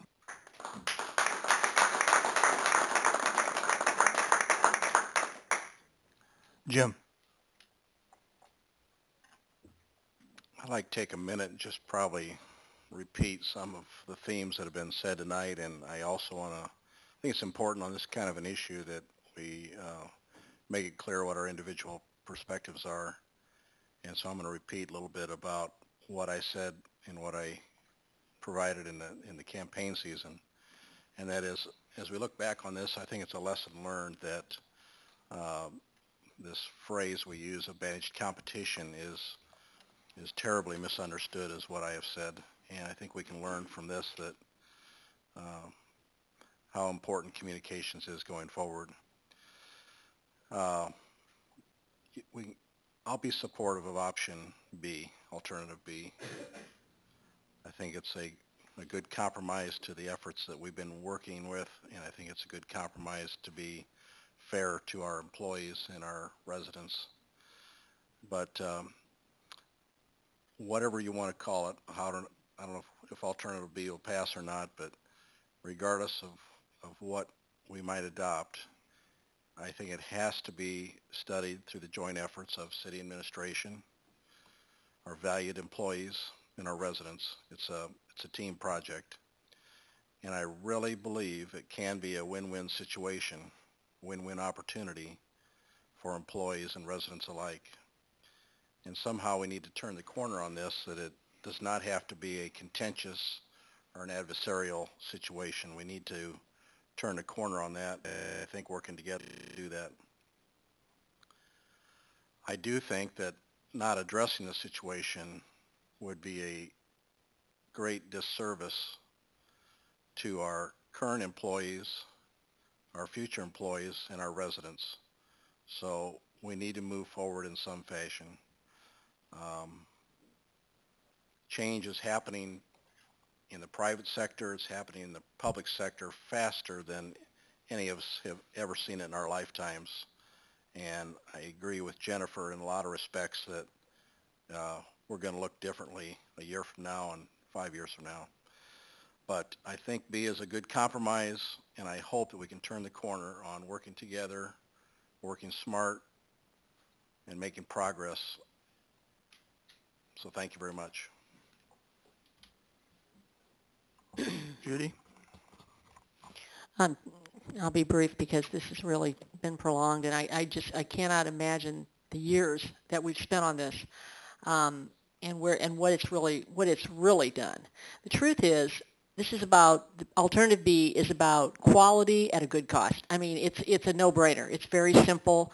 There's not a person here in the room tonight who doesn't want quality at a low cost. They want to provide that in the city. They want it for themselves as citizens, as homeowners, as taxpayers. We all want it. It's already happening. In fact, I learned today about some of our new recycling carts and how many more tons, did I hear 1 million a month, something like that, of recycling that we are now getting in the city of Bloomington. We have increased the amount of recycle dramatically, which as anyone, who's been around much knows is something that I have talked about for a very long time. Pay as you throw. This isn't pay as you throw, but it's moving in that direction. We are now getting money. We're making money, even if it is only $16 a ton for recycle, for material that we would have paid to dispose of. It's a no-brainer. It's a lot more value. This is coming from our city workers. It's coming from a good plan, a way to move forward. And I applaud, our city manager, all of our public works people, everyone who's worked to make this happen. It's already happening, and we can go.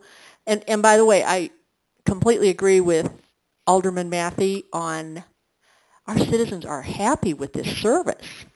And one of the key components, we can look at studies all day. I've looked at a lot of cities. I've looked at a lot of studies. I've read a lot of the literature on this. One of the key components is how good is the service we're getting. The service we're getting is, in my view, is excellent. It's one of the things I constantly hear people are happy with. They might want it rearranged or want more of it or want something a little different, but they're happy with what the Public Works Department is delivering. And I also want to say that we can look at cities all day. Glenview is a very wealthy North Shore suburb surrounded by other communities. We're not Glenview, we're not Phoenix, we're not, I think we can look at cities all day, but what does it mean here in Bloomington? We're a very different community. In Glenview, they've got call centers all around them. They've got dozens of communities. We're kind of a standalone. We have Normal, but we're a standalone community. We had Metcom. We walked away from that. But at any rate, I just want to say that this is not managed competition. Did you all get a chance to read it? The term shouldn't even come anywhere near this. This is quality at a cost. It's a no-brainer. But still in all, I think I agree with Jennifer. This doesn't mean anything. It doesn't move us forward. It says it's just a way to say, gosh, we passed something, whether it had any real meaning. And I don't think this is going to move us anywhere. It's just a paragraph about, it's kind of like motherhood and apple pie. Are you for it? Yeah, I guess. But the process, I think, has been, in my view, mismanaged. It has hurt city morale upon which you can put no price. So I'm going to vote no on this as well, but I want to assure everyone here tonight who's looking at their lives, their families, their futures, that, as I've said before, the next city council, the next mayor, and so on will be dealing with this whole issue, and this is kind of, in my view, meaningless. So thank you.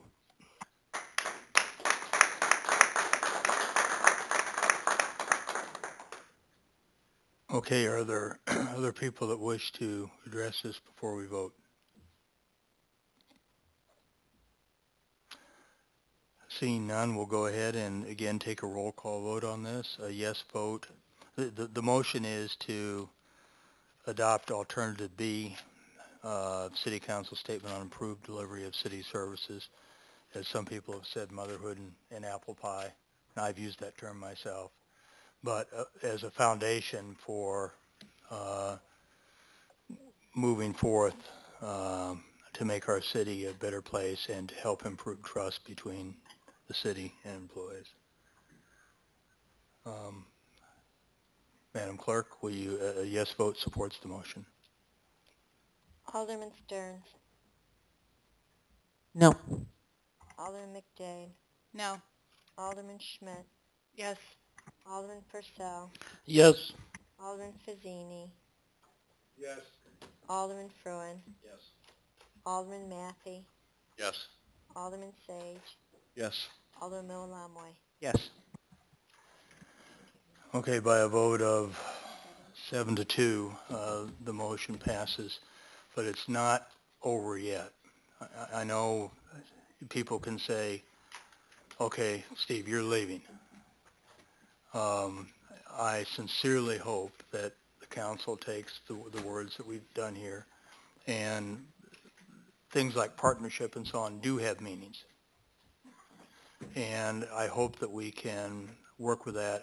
I just hope that we can rebuild that trust. And I hope that you will try to trust us, and we will try to have more trust for you in the future, and that we will make this city a great place for our taxpayers and make prosperity for all of us. That's really, it sounds like motherhood and apple pie, but that's really what we want to do. So thank you all for attending. That brings us to the close of our regular agenda. I would ask the city manager, do you have comments on other matters? Just very briefly, the swearing-in ceremony for the newly elected and those who were elected to a new term will take place on May 1st at 5 p.m. here in the council chambers. And we just sent out an email today. We are looking at the City Council's first work session on that, help me now, that first Monday. I think that's, yeah, at 6 o'clock. Yeah, starting at 4:30.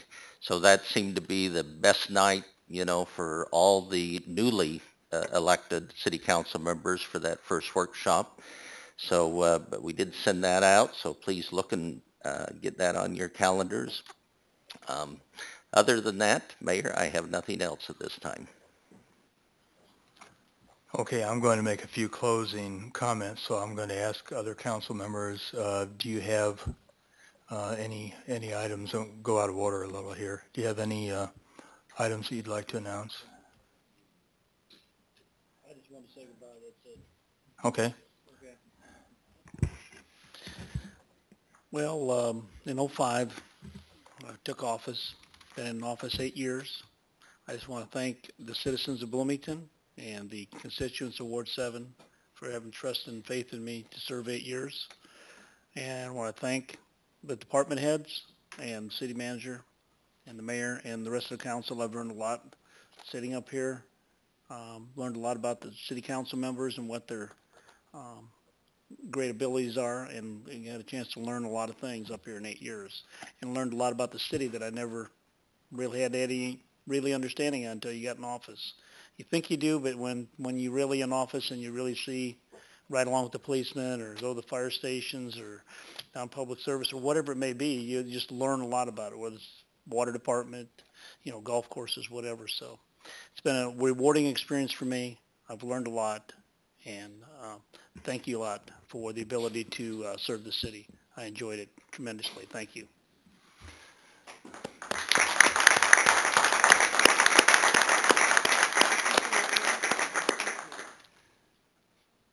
Well, Stevens, being fairly brief, I'm not going to be quite as brief, but this is going to be my last chance to speak from up here, so I'm going to make the best of it. For me, this is the last of 192 council meetings over which I have presided, although I'll take exception to that. I've missed 2 while attending city business at U.S. Conference of Mayors meetings. I've never missed a meeting for personal reasons or illness, so this is the 190th meeting that I've attended. And I say that because you need to understand that being mayor or serving on the council, even to a great extent, runs your life. I'm very, very fortunate to have been mayor here in Bloomington. I can think of, in talking with mayors around the country and so on, I realize how lucky I am to be here and not in some places, not to pick on anybody, but East St. Louis or something like that. Now, the timing of my term maybe wasn't so great. You know, the growth had slowed down. We started out with a big controversy over the Coliseum and some other projects, and then we moved into a recession, of all things. But you know, you play the cards that you're dealt, and I have to admit I knew there were going to be some challenges. Maybe I underestimated some of them. you have to realize, and those of you that are here that maybe have different viewpoints from some of us up here, that being in elective office is very, very difficult. No matter what you do, somebody is mad at you. Some people are very inflexible. I hope our citizens, I hope everybody in here understands that we must, by necessity, compromise and balance, or we're not going to get any place. We can't do it all, but we can't sit still either. The future of our city and our quality of life in the city, all of our, even our employees' livelihoods are entrusted to us and what we do up here and how that impacts the future. And we have accomplished much. I'm not going to spend a lot of time, but I am going to spend a few minutes just talking about some of the things, just listing them that we've done, that this council has done. Because sometimes there's a perception that all we've done is moan about the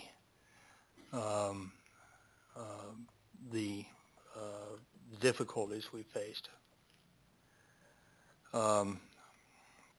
We've restored reserves, and we've talked a lot about this, to levels well beyond pre-recession, including a reserve for future projects. We've decreased our bonded indebtedness. We've gotten interest rate reductions, and we've accelerated repayment to get debt paid off faster. We've increased our bond rating. We've successfully integrated $6 million in additional annual operating expenses for the U.S. Cellular Coliseum, BCPA, Government Center, and Dispatching Center into our budget. And $6 million is a lot of money when you're talking about the discretionary money we have to spend.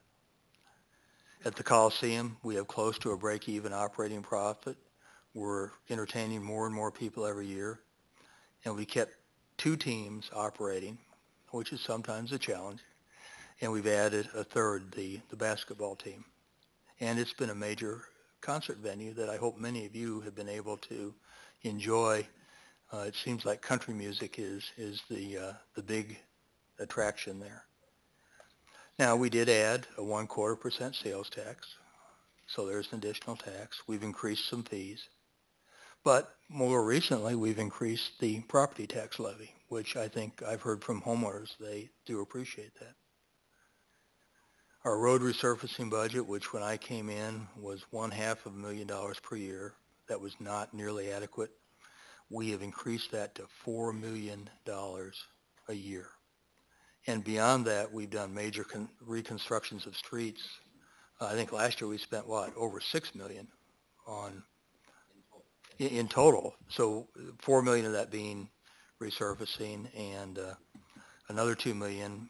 We've done streets like Towanda Avenue, Island Grove Road, Morse Avenue, Lincoln, Lafayette streets over the years. We've improved pothole patching techniques as performed by city employees. We went out and bought new equipment, and our pothole patching, some of the advanced techniques are much better than they would have been, and avoided having to go out to a contractor. So there's another example. We've done some major sewer projects downtown, and then our almost completed $10 million East Side sewer project, which has been sitting there for years and years waiting to get done. Our sewer fund does still have a negative balance, but it will be in the black by 2014. It is recovering. We've conducted groundwater exploration projects to the north and west, and that's resulted in the selection of a well field in the southwest part of the city that we are testing to make sure that we can draw water from it over a long term and don't make people's wells go dry. We should, assuming the tests come out as we expect them to, we should be ready to add wells fairly soon. And in fact, our water fund is in the black and has a healthy balance to help finance that, so we don't have to borrow. We've been saving our dollars in anticipation of that. Last year, we survived a major drought. We did say if people can conserve water voluntarily, that's fine, but we did not impose any water restrictions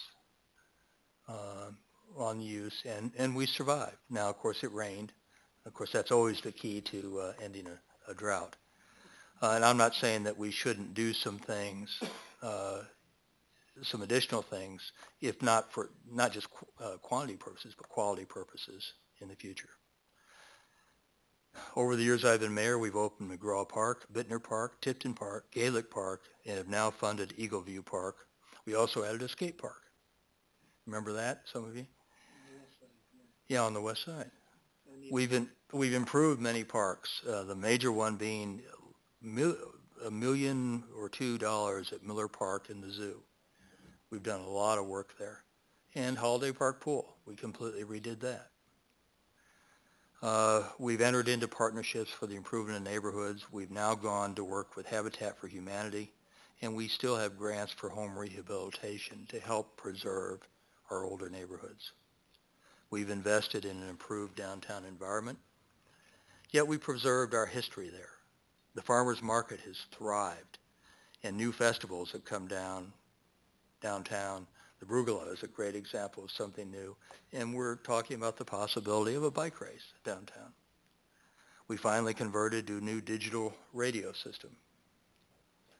Police have built a model cybercrimes unit that other cities come to visit to see what we have done here. They say, even the FBI is saying, we have a great program here. Go to Bloomington and see what they've done. We've adopted new ideas for policing in the central parts of the city, and we have reduced crime rates. We've funded new technology, advanced fingerprinting systems, remote cameras, and we've added more police officer positions. Our fire department has assumed operation of the paramedic system, which is now more responsive and efficient than it was under a private contractor. We talked about that earlier. We have a fire training tower, which is used not just by Bloomington, by numerous local fire departments. We're working with Normal in discussions over cooperative fire protection, especially in the northeast part of Bloomington and the east side of Normal. There's a lot of work going on there. In accordance with the growth projections in the comprehensive plan, we built 2 new fire stations, although I have to say I wish that one of them, which is currently vacant, had been built on the northeast rather than to the west. We've added more firefighter positions. We've converted to single-stream recycling and automated trucks, and we expect to have a plan to automate our regular refuge collections soon. We're starting to wind down a multi-year conversion of all of our IT infrastructure, a major, major project with the Munis system. We're changing everything, all the IT that we use, and that has been a major consumer of time, but it's going to make us more efficient. And there's a big investment we're having to make in that too. We've completely replaced and modernized our city website, and we've authorized funds for the additional development of that and other communications methods. Many more documents are now on the website, including all council documents, our entire thick budget that is that high. In case somebody wants to go out there, you'd have to be crazy to want to spend much time with that. But it is there. And we've won 2 national awards for our financial reporting. We're now doing live and archived video streaming of our council meetings. Hello, everybody.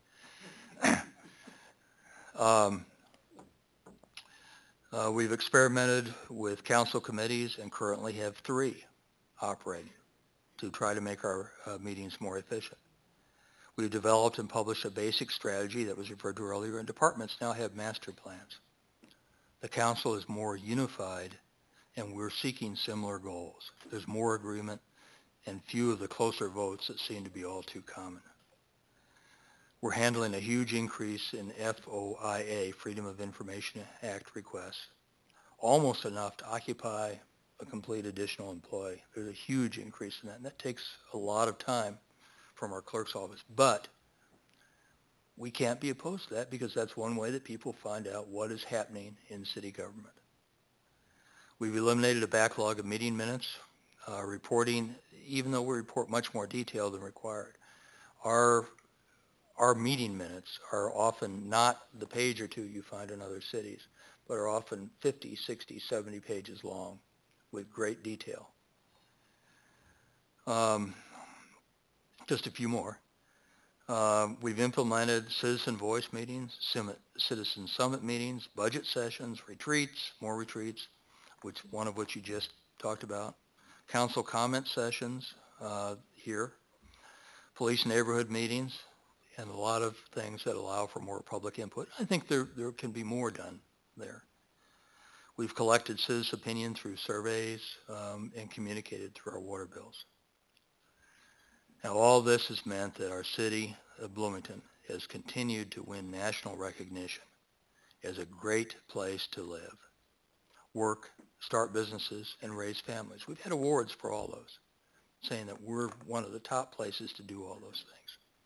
Our housing values have remained relatively steady, and foreclosure rates are lower than most. Our unemployment and crime rates are among the lowest in Illinois. Our family incomes are better than most similar cities, even as our cost of living is almost 20% lower than in the Chicago area. And our economy has rebounded well. Just a week ago, it was reported that Bloomington, right here, this town alone, our retails increased by 22% in 2012 over 2011. That is one of the highest increases in the entire nation, and by far, multiple times what other cities in the state of Illinois were able to do. Now, that's not something the mayor and city manager and council can take credit for completely. A lot of that has to do with all of our citizens, and I'm glad that we're seeing that prosperity. That makes a difference in all of our lives. Now, we do have more to do. I had proposed a visioning process. We want to get our citizens, as many as possible, involved. That includes employees, citizens, and say, what do you want our city to be in 15 or 20 years? What is going to assure our continued quality of life and success? We need to get people involved. We need to get people on committees. We need to have people come to meetings and speak their mind. Community forums. We need to have people filling out surveys saying, this is what is important to me. Secondly, and I hope we'll go ahead with that. I know we have some things out for bid, and I regret the fact that that was not done while I was here, because that's one thing I did say during my campaign last time that I wanted to do, and hopefully it'll get done, but not under my watch. Downtown plan. How do we protect a vital asset of our community? We need to make that an area that people say downtown is known for something. It's a destination, and everybody in the community says, I'd like to go downtown. And that takes some planning. We have challenges in our infrastructure. There's a lot of money that needs to be spent, but we have certainly gone out and done a lot of cataloging, surveying. We're sending cameras through sewers so we understand what those challenges are. And by the time we take all this information for water, facilities, parks, sewer, and so on, we're going to know what our priorities are and how much capital is going to be required, so you as a city council can plan for those. A big part of that would be the water supply, implementing the wells. Pensions. We have city employees that are very concerned, and we heard Dan Rutherford earlier in the evening talk about the challenges faced in the state of Illinois. We have to have a plan to do that, and many of you on the council have said that repeatedly. I don't think anybody in here disagrees with that. However, that plan has to have some basic principles attached to it. We must keep our promises to employees. All of our credibility rests on that. At the same time, we don't want to put too much load on any one taxpayer. We don't want to have one group of taxpayers assume all the burden. So we had to figure out, how do we equitably spread this out? We do have some time, but we can't keep delaying, because it's going to get more and more expensive, as you know, as the years go by. And we should be very open about this situation. In the next few months, there will be, we've got an independent actuary out there looking, and there will be some alternatives given to this council, saying here's what you can do, And here's what the costs are going to be to address this problem. It's not going to be cheap. But it will give you some options and let you understand how we can fix this. And then finally, I want to mention the need for economic development. You know, our entire prosperity as a city, our quality of life that we all enjoy, the jobs that we enjoy, all rest upon bringing the world's dollars in here as part of our economy. Every time State Farm sells a policy someplace, some of that money, a few dollars, come back here to Bloomington, and that's spent in our community and creates jobs in the city and elsewhere. Every time Mitsubishi sells an Outlander Sport, some of that comes back here. We have to get jobs in our city. We've been losing some jobs, and it's very, very important, and that's made more difficult by the fact that we happen to be in the state of Illinois. That means we just have to redouble our efforts. Economic development is something that we can't leave into the future either, and it deserves investment now because we were handed a prosperous city by people that made good decisions in the past. We must preserve that tradition. There's some other things, but I'm not going to go into all the details. Now, as for me, I'm very glad I did this. I wanted to leave the city in a better shape than I found it. And I hope by listing some of these things that convinced that we, working as a team, have done that. We've done a lot. We just haven't sat down and looked at all the things that we have accomplished in a very difficult environment. I would do this again, but I'll tell you, 8 years is enough. It does run your life. Selfishly, I want to get my life back. And it's time, in addition, it's time to give others an opportunity and get some new energy and some new ideas here into the mayor's office and the city council. I do want to recognize that Kevin Lauer is in the back. Kevin, Scott Black, and Terry Renner, 3 new members of the city council. I wish each and every one of you and the council members that are remaining the very, very best. I hope you continue the tradition. I hope you really take off and make this city look good. We have built the foundation for that, for you. Finally, I want to thank some people here in the city. I made a list of some categories. The citizens of the city of Bloomington for having the confidence in me over 2 elections to vote for me and allow me to have this experience, and the people that helped in my campaigns to help convince the people to do that. The staff and employees of the city of Bloomington, the city manager, deputy city manager, our city clerk, Tracy, and all the directors and so on that work. But more importantly, the employees of the city of Bloomington. We make all the promises as management. You as employees have to do the work and fulfillment of that. And that's that partnership that I was talking about earlier. The other entities that we work with, the town, the county, the EDC, the library board, the chamber, our boards and commissions, all play a role in helping make this a better community to live with. And then finally, and most importantly, I want to thank my wife and family. Linda, you've spent many nights, 190 council meetings, speak of, and I think you've maybe been here once or twice before, but usually I'm gone.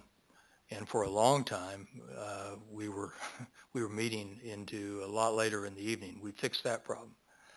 But I really want to say thank you for all the support you've given me in this job, because that's important, and you have given me the support that I needed.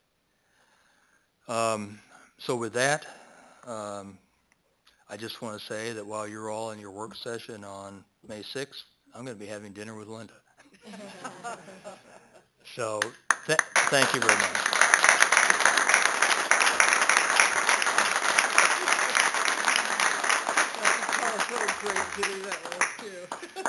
So with that, is there anything else, or do we have a,